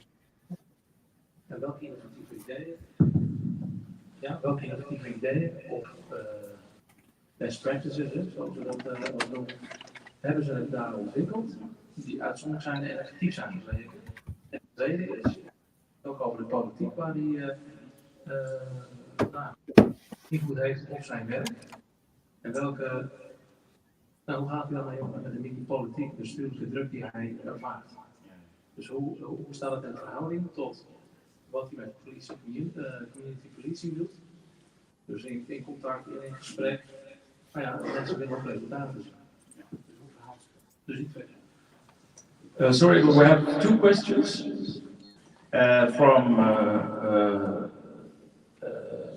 Chief Hisham. The first question is about, do you have any concrete initiatives when it comes to, let's say, new practices? So maybe evidence-based practices that we can learn from you. So this is number one. And number two, you just mentioned politics of policing. How far are you succeeded, or how far are you working to overcome, the challenges in the politics of policing? Thank you. Yeah, I'll answer the last question first. I have a very good relationship with the mayor of Annapolis. His name is Gavin Buckley. He's from Australia, as a matter of fact. He came to the city of Annapolis as an immigrant over 30 years ago. He's now the mayor. What a good American story. He's now the mayor, and he chose me as his chief. We have an excellent working relationship. So, you know, I leave as much of the politics to him as I can. But in instances where I do, I just let it be known on the front end that, political appointee, but I'm not a politician. I'm a police chief. And so, things that are inappropriate for a police chief to get involved in, I just don't. And it's understood in Annapolis. So you have to set the tone very early on as an executive, but it's challenging. It's not as easy as I stated, because you don't want to sever relationships and you want to try to be as congenial with, public officials as you can, especially elected ones. But I don't come to work, engaged in politics just to keep my position. I'd rather leave the position because of politics with my integrity.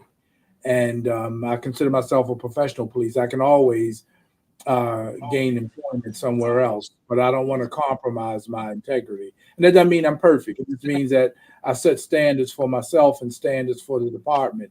And you have to adhere to those standards. If you expect the men and women to act ethically and to act with integrity, then you have to model that behavior as the chief. It starts with you.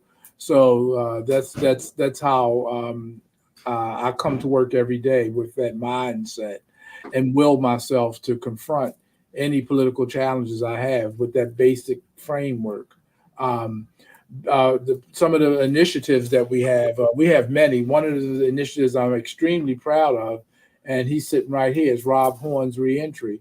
Rob Horn is a career policeman. He has the powers of arrest. He has the authority to arrest, but he does something interesting. His focus has been on inmates returning back to the community, who've done their time, paid their debt to society. And what he does is he engages them as soon as they're released from whatever correctional facility they're in. We get a list from Parole and Probation, Department of Parole and Probation here in the state of Maryland. And Robert has forged a relationship. Now Captain Miguez has formed the same relationship because of Rob's good work. And he was brought down here to Annapolis, quite frankly, from Baltimore when he retired, to do that kind of work.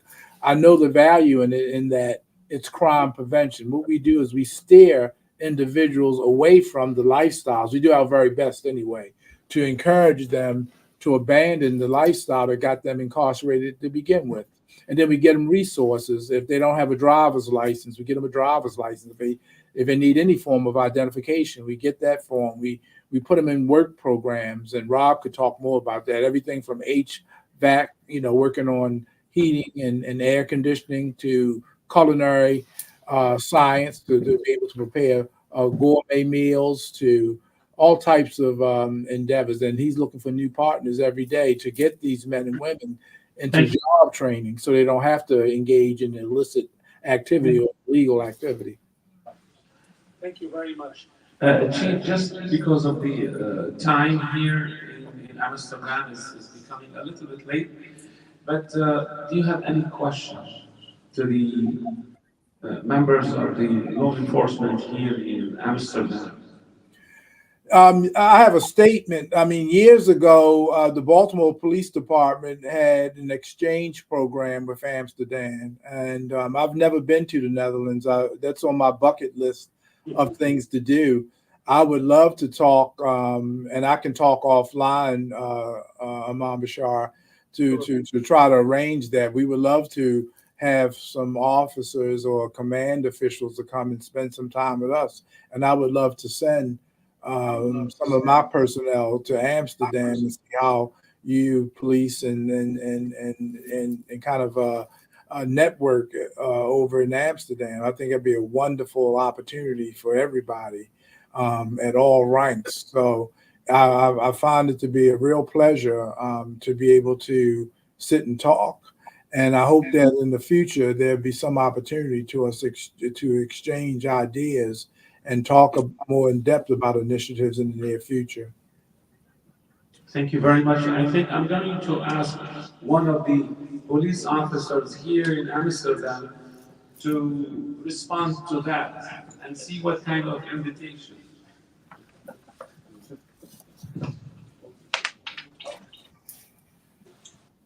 In English. Just speak. You are more than welcome, Mr. Edward. Nou ga ik gewoon in het Nederlands. Hey, u bent meer dan welkom hier in Nederland. Daar ben ik echt oprecht. Ook.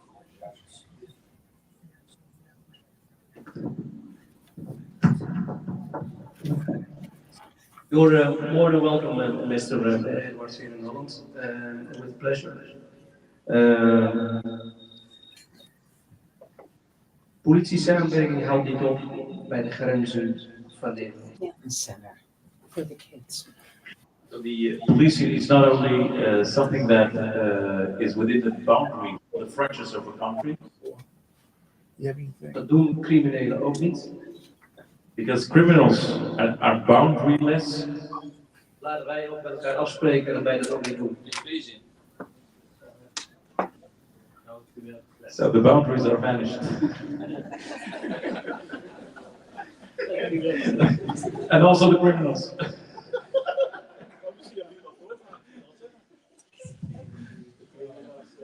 Well, I mean, until we get the streaming, okay, is it back? Until we get the streaming back, I'm really optimistic that this is going to happen, inshallah. This is really going to happen. Yeah, Kim would like just to add something. I don't need the microphone. She can, yeah. I would just like to say that one of the things I'm not sure is clear is that the Annapolis Police Department partners with interfaith institutions, NGOs, and educational organizations, and so that they're not carrying the weight of keeping the community safe and improving things by themselves. They know it takes the entire community, not just the police department. So we're all partners together to make our environment safe and to help our youth grow in a positive way. Thank you, Kim. So I will just take the moment. Just to give Our brother. Of course. Now we are waiting, please.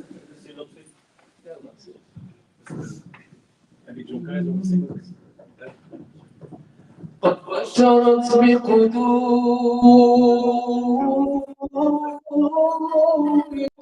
ريح الصبا فأهلا بكم يا زائرين ومرحبا.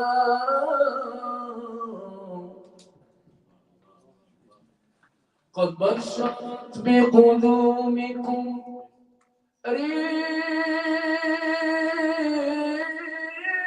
الصبا فأهلا بكم يا زائرين ومرحبا. فاستنشقت أرواحنا أرجى اللقاء فيا حبذا قرب الزيارة أطربا فيا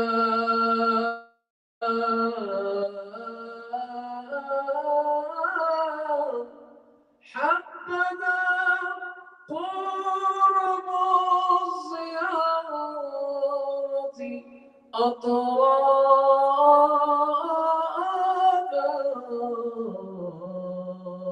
اللهم صل على المصطفى حبيبنا محمد عليه السلام.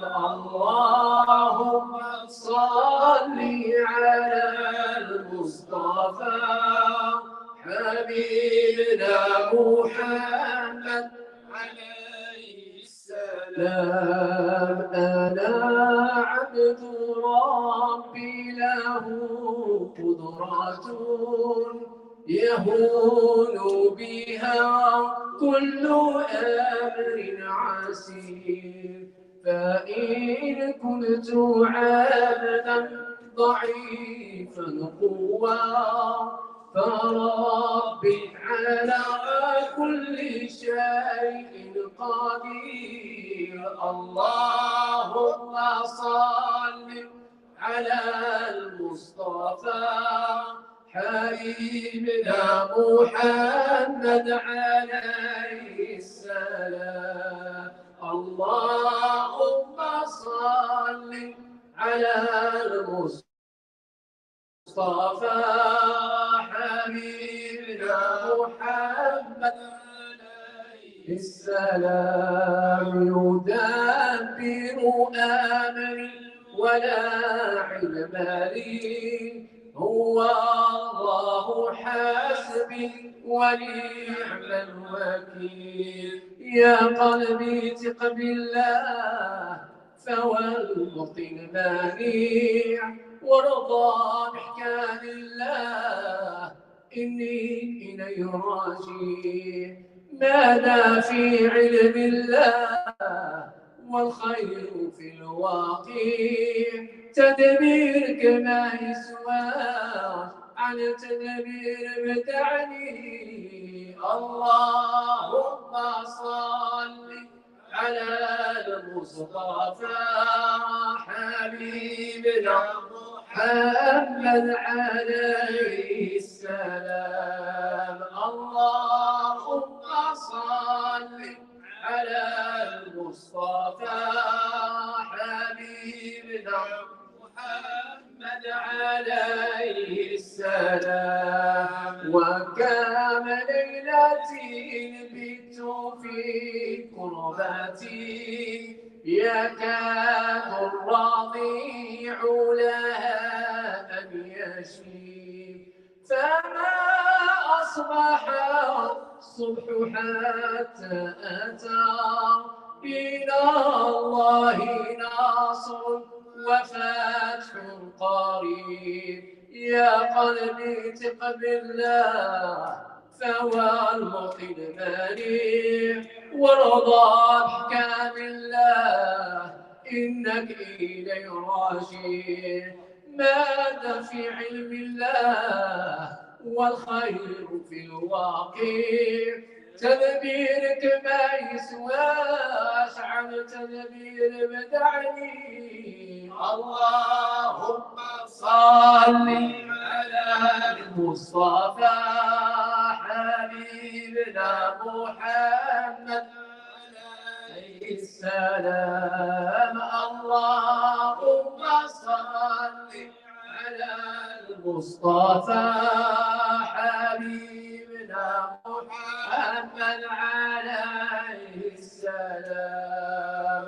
أنا سيدي حنبي طبيب ويعالجني بدواه قلبي متولع بالحبيب سيدي رسول الله. اللهم صل على المصطفى حبيبنا محمد عليه السلام. اللهم صل على المصطفى حبيبنا محمد عليه السلام.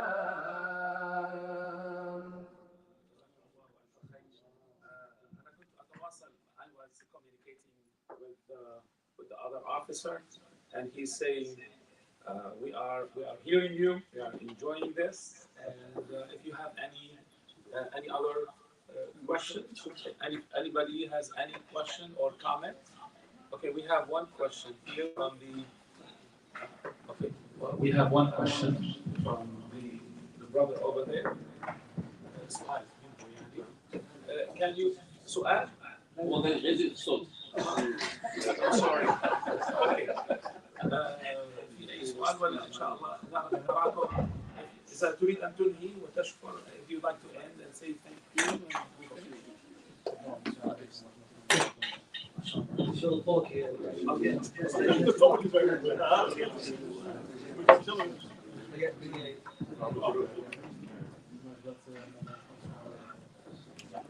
Ontzettend veel dank voor de wijze woorden. Thank you very much for your wise words. Een opgave die wij hier in Nederland ook herkennen. One of the big issues that we also here in Nederland we are familiar with. Een opgave die je alleen maar kunt doen als je intrinsiek gemotiveerd bent om hier succes van te maken. For us, it is not only it's a major task and a duty that you can only achieve. You can only achieve that if you are 100% motivated and indeed voted for. Een opgave die wij ook herkennen en daarin zeker de uitnodiging op de hand die u heeft gestoken aannemen om met elkaar te verkennen waarin we elkaar kunnen vinden, waarin we een nog beter politiekorps kunnen zijn voor onze gemeenschap. It's for us totally taken for granted the hand that you have given to us, Edward. We receive it, we take it, we hold it, we give it to you back with a big hug from Holland here, and we will work together just to make policing work one of the best he is, but we will make it more and more and more better and better and better. Thank you very much, Edward. Thank you. It's really been an honor. Thank you. I really appreciate your kind words. Thank you so much. Thank you, well, and so have a nice day, Edward. You as well. We will finish the evening here.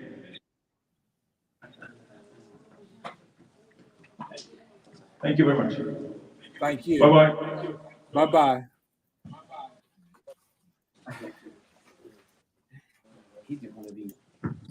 We'll just check because we are almost starting the dinner.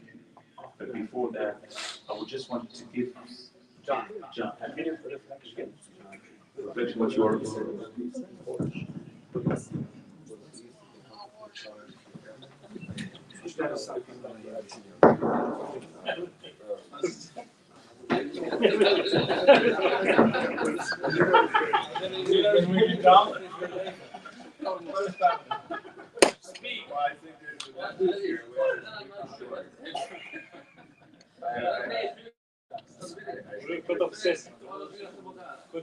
I think it's wonderful that police here are willing to work as late, listening to people from all points of view, and you have to invite me back again. We can talk more deeply. Yeah. But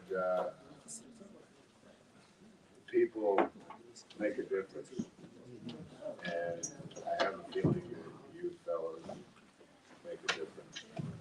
And when they come to Annapolis, we'll invite them to Virginia. Because, you know, Sure. 2 hours from Virginia. Yeah, meet some of our sheriffs and police In Virginia. mountains to climb. We can have some fun. Inshallah. Thank you very much. Find a good weekend. Thank you.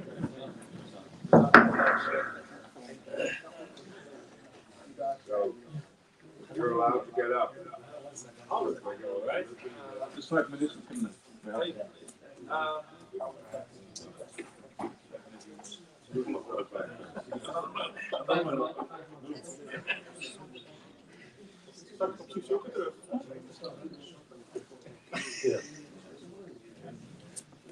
Would you like to add something, please?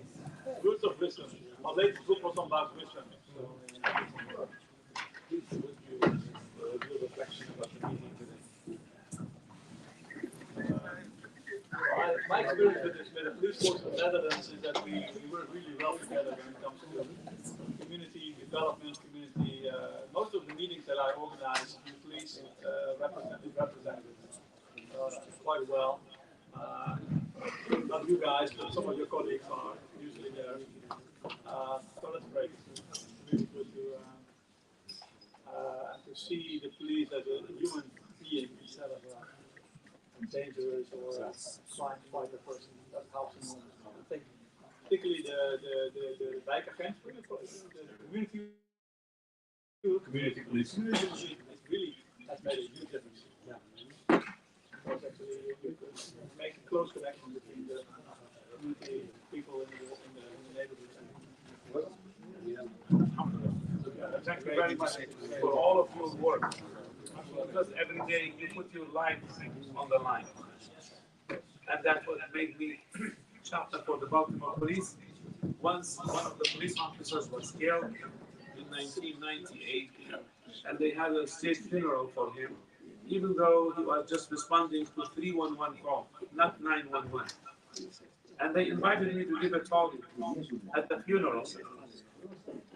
And I gave a talk, and I said in my 5 minutes, I said to all those police officers from the state of Maryland who were attending this state funeral, and I said, what you are doing is really for us as is an inspiration, because when you receive a 911 call, you just come and you respond and you put your life on the line, and you don't ask the one who's calling, well, before I come, are you a Muslim, or are you Christian, or are you Jewish? You just come, respond for the call of humanity. And when somebody of you die, try to help others, to us as Muslims, martyrdom is when you give your life to save others. So this is for us the highest honor when somebody dies trying to help others. So because of that, I just would like to say that for me as a Muslim, and I'm talking to all those police officers, that we consider what you are doing is the work of the prophets, because all the prophets came to help others. And really, after I finished the police, the chief of the police came to me and right away, and he was saying, Imam, we need people who speak like that and be our chaplains. So since then, I became the chaplain in 1998. So today we are facing bigger problems because of what's happening, not only in Palestine, not only for the Jewish community, not only for the Palestinians, but also because of what's happening in Kashmir, and because of what's happening in South Africa, in South America. So there are so many problems, not only the Palestinian Israelis, there are so many.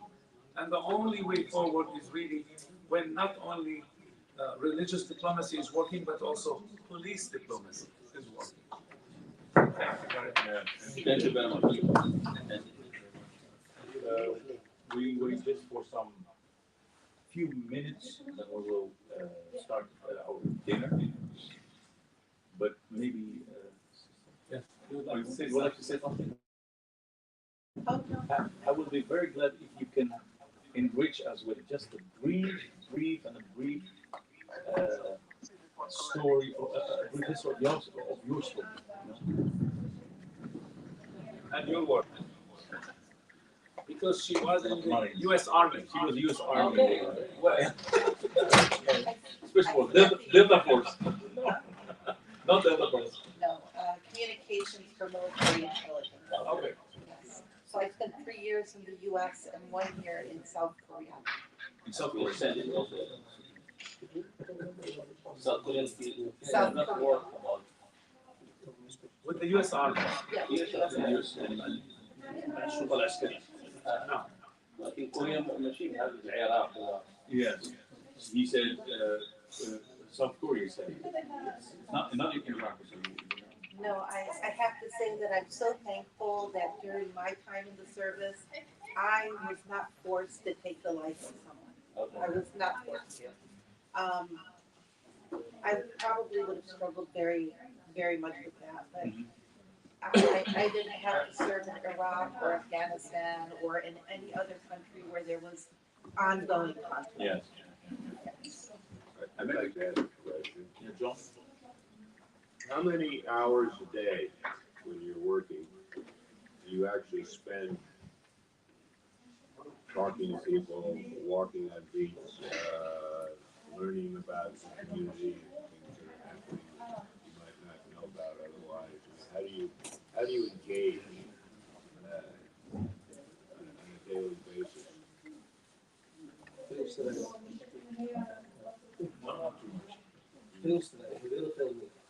They want more hours a day, but can't get it. We proberen dat ook nog te doen. We do our best just to organize those what we call community hours. Als je morgen nog in Nederland bent, bent u meer dan welkom. In Almere organiseren we een opgenomen dag. Bijna 200 mensen. So if you're still in Holland, you get just a direct invitation tomorrow. There will be a board meeting with 200 officers where they can talk about what they call in Dutch partnership with neighborhood. Not only officers, with the community. With the community, also with people. Muslims, non-Muslims, everyone. Everybody. Yeah, everybody from the city of Almere. Almere is, I think, the 6th city of Holland. Maybe the 6th biggest city of Holland. So you're more than welcome, John. Well, I would believe whatever you say, but and your wife too. But it sounds to me that you have developed relationships with people in your district that enable you to entrust them with certain responsibilities to look after X or look after Y or be concerned about rumors of drug abuse down the road. I mean, how do you wait for people to come to you, or do you go to people, and it's both ways? I mean, how do you keep in touch? I think it's both ways. We have different levels of police officers. So our job is primarily strategic and developing ideas and procedures and lines how the police to follow through the mission, vision, and our strategic for the community policing in Finland. What my colleague just said, if you can put it in hours, it's always not enough. It's always you, because primarily you have to be 24/7 in contact with your civilians, with your community. So for us, we try to manage it like to go to gatherings like these moments.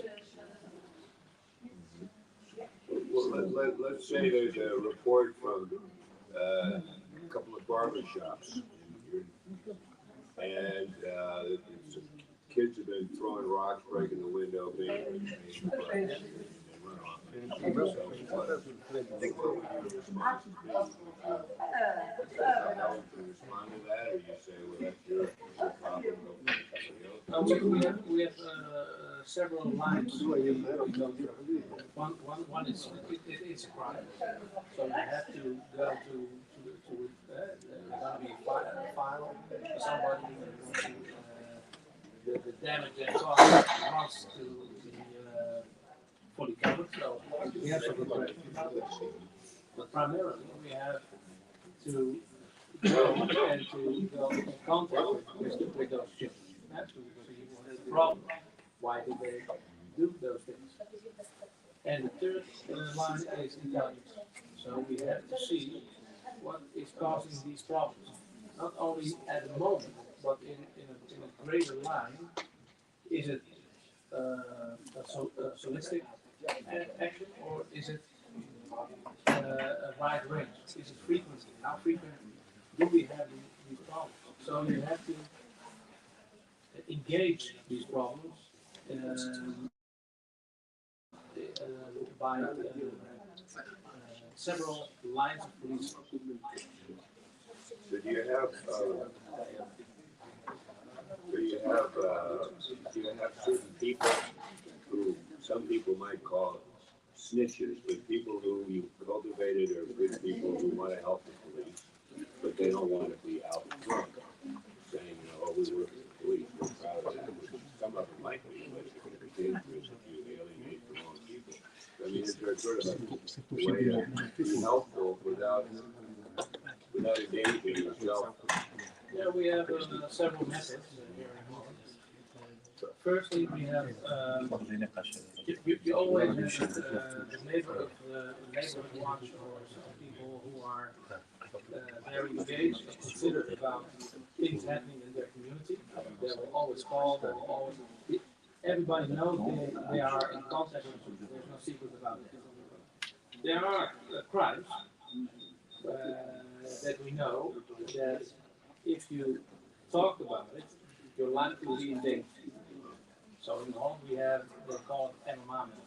It's you can report the crime anonymously. So we have a number, everybody knows that number, you can Google it, and you can call and give your,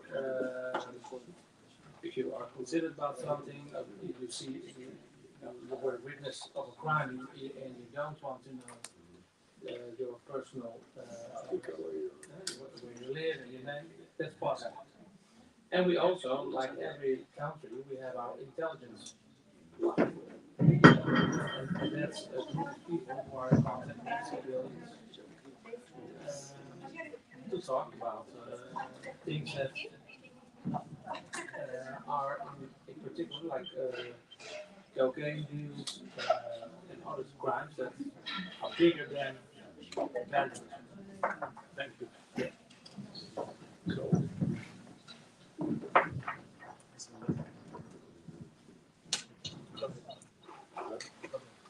بسم الله الرحمن الرحيم.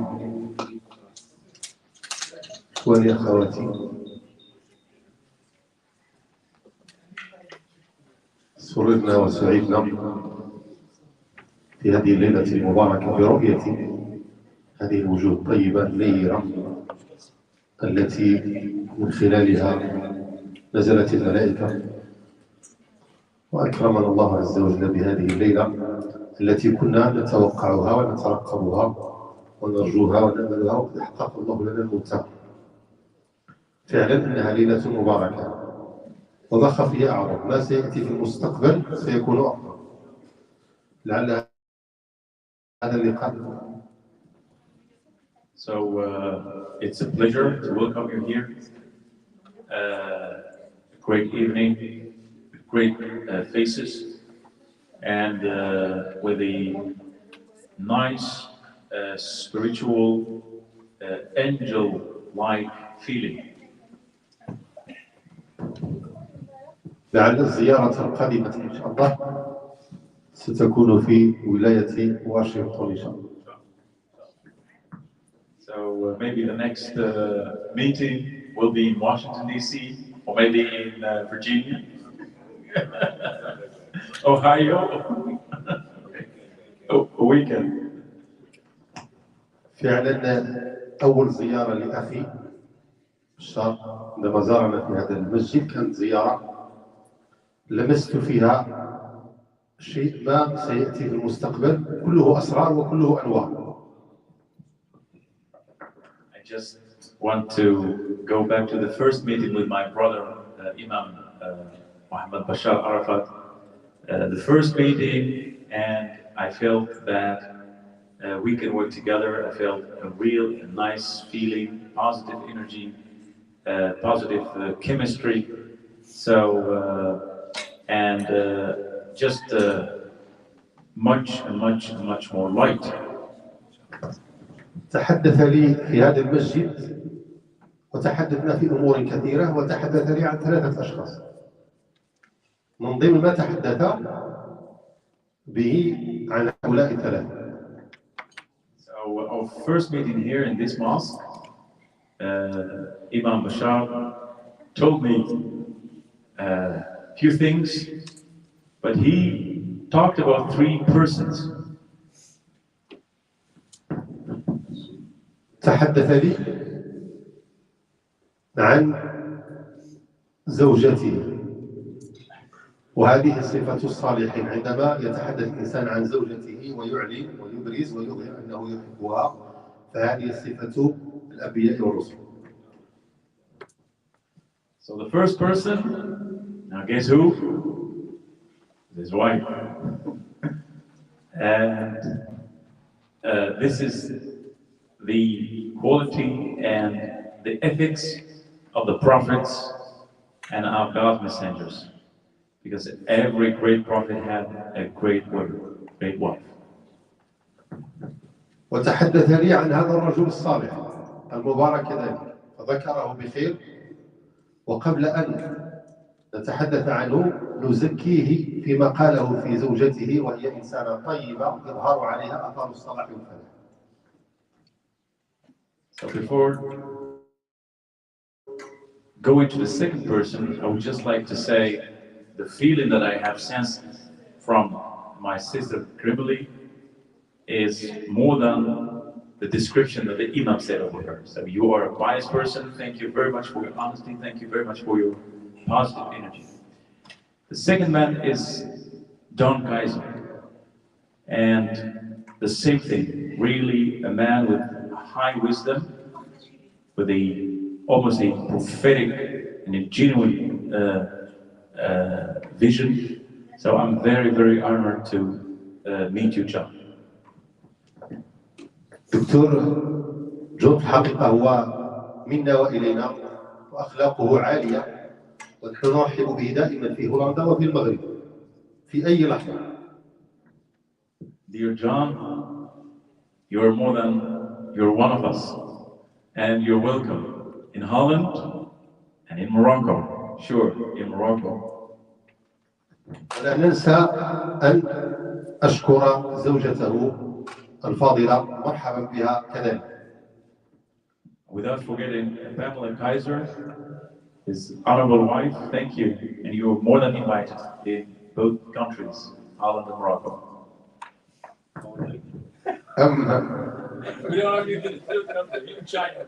أما الرجل الثالث الذي تحدث عنه فهو دكتور ياسين. صحيح أم لا؟ نعم. قال بأن هذا الرجل علاقتي به علاقة طيبة وهو إنسان طيب وذكره بالخير وذكر صفات وخصال عديدة متنوعة.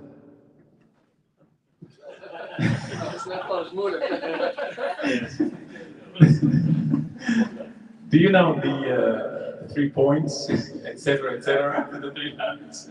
So the third person was me. Thank you very much. And it's an honor. Sure. Thank you. أما قضية البرنامج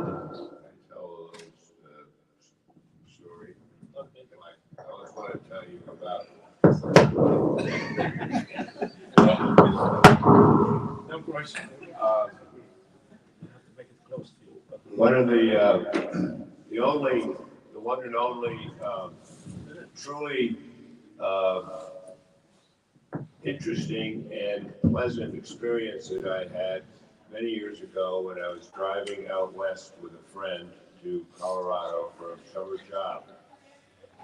And we were finding it very difficult to find a hotel or a motel or any place that we could sleep.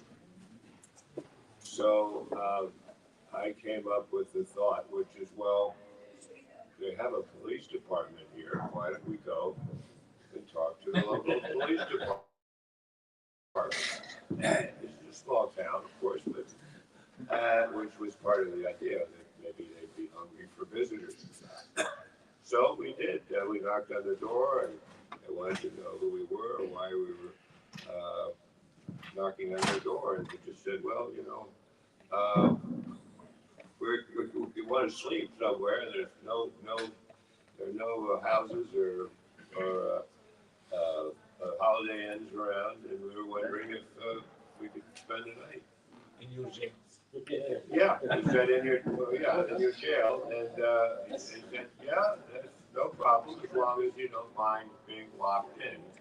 And we said, well, we don't have any guilty conscience, so I don't have a problem with being locked in with a friend of mine. His name was Teddy Roosevelt, actually, great-great-grandson of the president. And they didn't know that, but in any event, they rattled our cage at I guess probably 6 o'clock in the morning. And breakfast as well? No, we didn't get breakfast. We have to go back and check on that. But, yeah, it was just a kind of a cute little experience where they stretched probably the boundaries of how they should accommodate. But they were nice, and we were happy, and we left nice, and we all had a good time in our limits. So I have a warm feeling about the small town police department. Yeah. نشرحوا لها القصه اللي قالها سي جون. هو قال لك واحد المره قال لك كان مع الاصدقاء ديالو ما عندهمش ينعسوا، فكانوا سايقين في واحد الطريق واللي بان لهم مفتوح هي الشرطه. قالت لهم الشرطه ضغطوا عليهم قالوا السلام عليكم واش كاين فين نعسه. راه البرد وما كاين. شنو قالوا دابا؟ قالوا اذا الا بغيتوا تدخلوا لداخل راه خصنا نشدو نديرو لوك داون نشدو غنشدو عليكم. السي حسن واقيلا داك البحر مازال فقال له غادي نشدو عليكم، فقال له ماشي مشكل. وسولو بارد قال له واش عطاكم شي فطور ولا والو؟ قالوا لا خصني عاد نرجع يوم ماشي يعاود هذاك الشيء. فملخص الكلام قال لك هو يعني كيحس بواحد شنو نسميوه حنايا واحد الشعور طيب تجاه الشرطه اللي كتخدم غير في ذاك الميكرو نيفو، يعني تخدم غير قريبه الناس المواطنين وعلى ذاك الجو كما كنقولوا خمود. فهذا الشيء اللي خاصني. ثانك يو. الجملة الأخيرة أو النقطة الأخيرة التي سأختم بها وهي في حديثي وأثناء حديثي مع الدكتور الإمام بشار تكلمنا عن ما يمكن القيام به في المستقبل، خاصة فيما يتعلق بالمهام التي كلفنا الله عز وجل بها. الحمد لله هي في الحقيقة أمانة وهي مسؤولية كبيرة، لكن نرجو الله تعالى أن يعيننا عليها. تكلمنا عن قضية الشرطة فأشرت إليه بالأخ عبد الناصر، وعبد الناصر في الحقيقة هو رجل مبارك، وعلاقتي به في الحقيقة علاقة 22 سنة. نعم 22 سنة. لما كنت إمام في المسجد الكبير لم يكن عندنا لا معهد ولا مركز، فكان المساند البوليس يكون دائما ضدك، لكن هذا كان إلى جنب. البوليس يعتقل، أما هذا فكان خير صديق وخير حبيب. So just want to add something. In our last meeting, first meeting with the Imam Basheer, we talked about the so-called project prospects. So what we can do together just to, let's say, make this so-called religious diplomacy universal project work. And I just want to mention that one of the best persons, friends of me, I know him more than 22 years, is Mr. Ben Nasser Bouhier. He knows him more than 20 years, and before this mosque. And the first contact was a policeman, and he didn't feel that he was a policeman. He was like a friend. So he shined this, what just John Kaiser alluded to, namely, keep it small, keep it low, keep it, accessible, and so on and so forth and so forth. ولا ننسى كذلك السي سامي وهو من الطائفة اليهودية الذي في الحقيقة تعاشرنا معه طويلا وفي كل مناسبة إلا ونزوره ويزورنا مع الطاقم الذي يعمل معه، وكذلك سيدي زهير ما يعرف ببراندفير الطاقم الذي معه.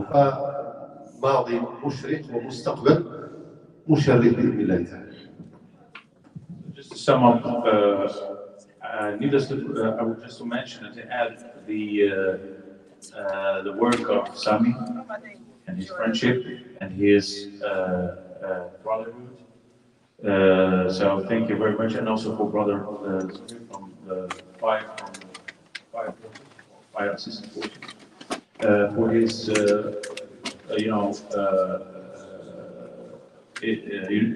for his great work in creating the bridges between community and local governments, as I mentioned before.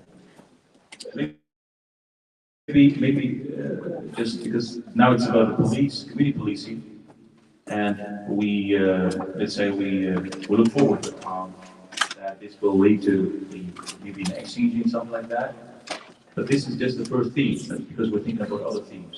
So we're thinking about, for example, about medical assistance. We're thinking about teachers. The culture of global business. The culture of business, indeed. So this is one, let's say, founding stone, if you want, for other works, inshallah. الرجل الذي أختم به ولن أنساه وهو بيرت.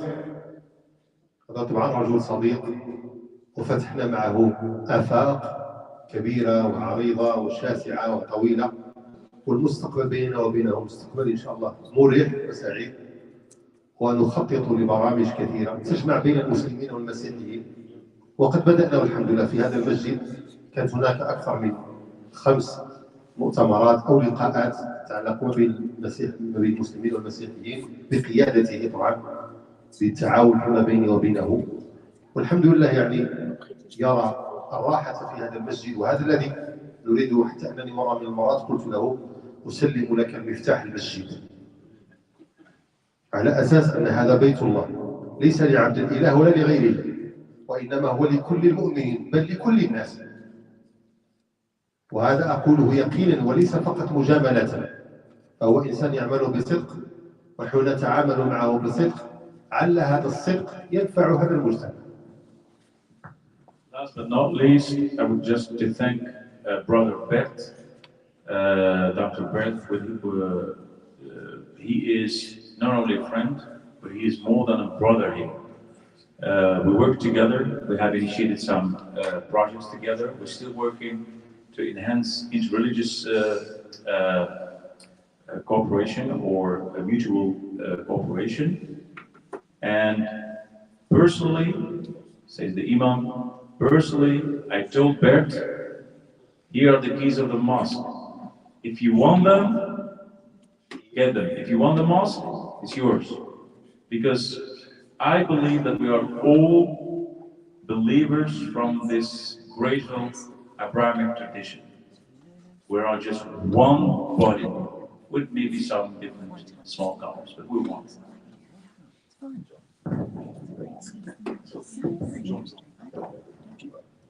I have a question. Are you not concerned, and I've raised this with Bashar, that by branding this as religious diplomacy, there are a lot of people who I think would agree with what you're talking about here, but why does it have to be on the basis of religious diplomacy? Why is it on the basis of human diplomacy?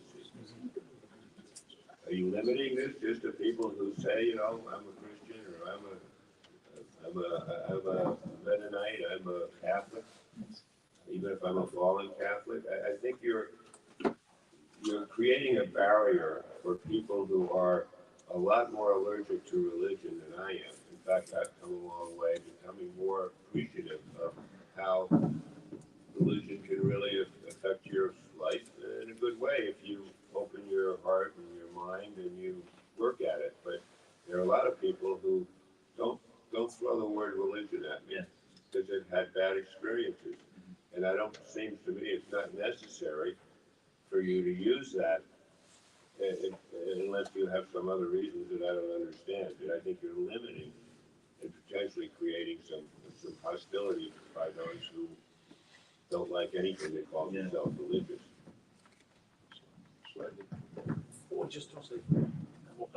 سؤال سيدي عبيدة، قال لك واش ما كتظنش لأنك إذا ركزتي على هذه القضية ديال الحوار ما بين الأديان والديانات ولا كذا غادي تخلق مشاكل عوض ما غادي تألف ما بين الناس، لأن كاينش ناس اللي ما عندهمش مع الأديان بصفة عامة. وهو يتكلم على سؤال أنا ربما كاثوليكي مسيحي، ولكن أنا ما عنديش واحد الالتزام كبير كذا، أنا أفضل أن نتكلم على الناس بصفة عامة أو الهيومنز. نحن نؤمن بشيء مهم في ديننا بل في كل الأديان، أن الله خلق الكون كله ومع ذلك له أعداء من خلقه، ولكن أكثر الناس لا يؤمنون. أن ترضي الناس جميعا مستحيل، لكن الإنسان أن تمشي على طريق مستقيم هذا شيء أساسي. هذا المبدأ الذي رسمناه، هذا الطريق الذي هو واضح عندنا نحن، والسير فيه واضح، بمعنى أننا اخترنا سياسة تعايش، سياسة نفع الناس، انفتاح على الناس، توضيح الخير للناس، بيان هذا الجميل وهذا الجمال في الدين بغض النظر الإسلام أو غيره، لأن الأديان كلها جميلة والله تعالى لا يعطي لنا إلا خيرا. فلذلك بالعكس أنا أعيش مسرورا، قد أعاد من طرف الناس، قد لا يفهمني الناس، قد يفسر الناس أموري خطأ، هذا شغلهم، لكن أنا ما دمت متيقن وأكيد مما أفعل فهذا شيء جميل. وأنا كما قال مرسي الخليفة منتصب القامة أمشي. We have to resume our seats. But just to sum up what the Imam said, sure, you have a point. But as a Muslim, as a community leader, focusing on how to bring people together, it will be very, very easy, but also it's like the low-hanging fruit principle, you know. Just start with the value system that I really know. So that's why we have decided to work on religious diplomacy within religions, but we don't exclude anybody. And maybe the word cultural diplomacy will help, maybe the word religious diplomacy, but it doesn't matter if we can achieve these connecting points. If we can reconcile, we can create this connection between people. Because of time, we have to resume. And we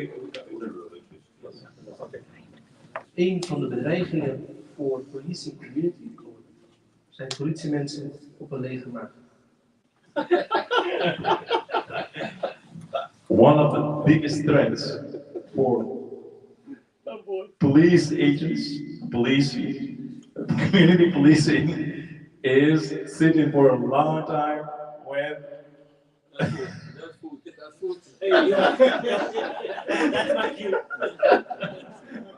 with an empty stomach.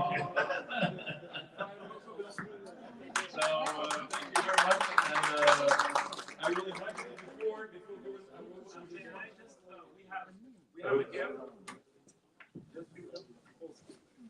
we have a gift for our brother. This is something. We have just a gift for our brother, Imam Abdullah. And this is for him and for the entire community here. And also it's on behalf of CECF and also on behalf of Grieve Foundation, who funded the program. And this is a wonderful ending of the program. Only one part of the program, because we just did the program in Paris and then Marseille, and now in Amsterdam. Tomorrow, John and his wife will be flying back to Washington. So this is one part of the program, but our program will continue until the 11th, inshallah. So thank you very much, and this is on behalf of all of us.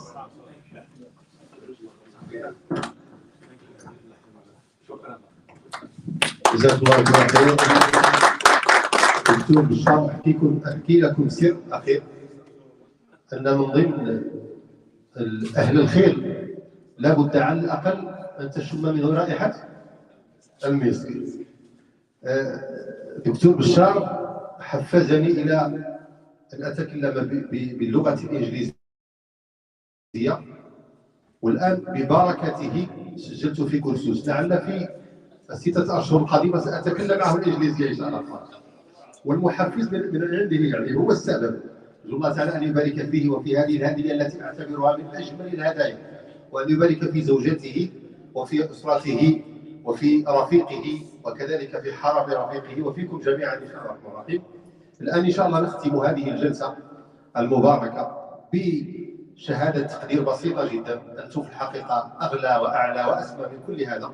وجودكم كنز لا ينفد أبدا، ولكن كما يقول المغاربة العين البصيرة واليد القصيرة. تفضل. First, we will just it's a small certificate for thank and honor. gratitude, I would say.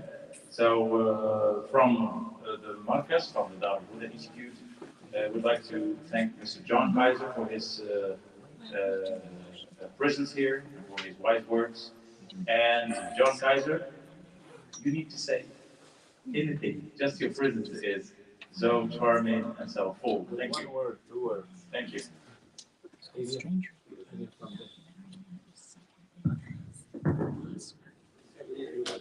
Yeah.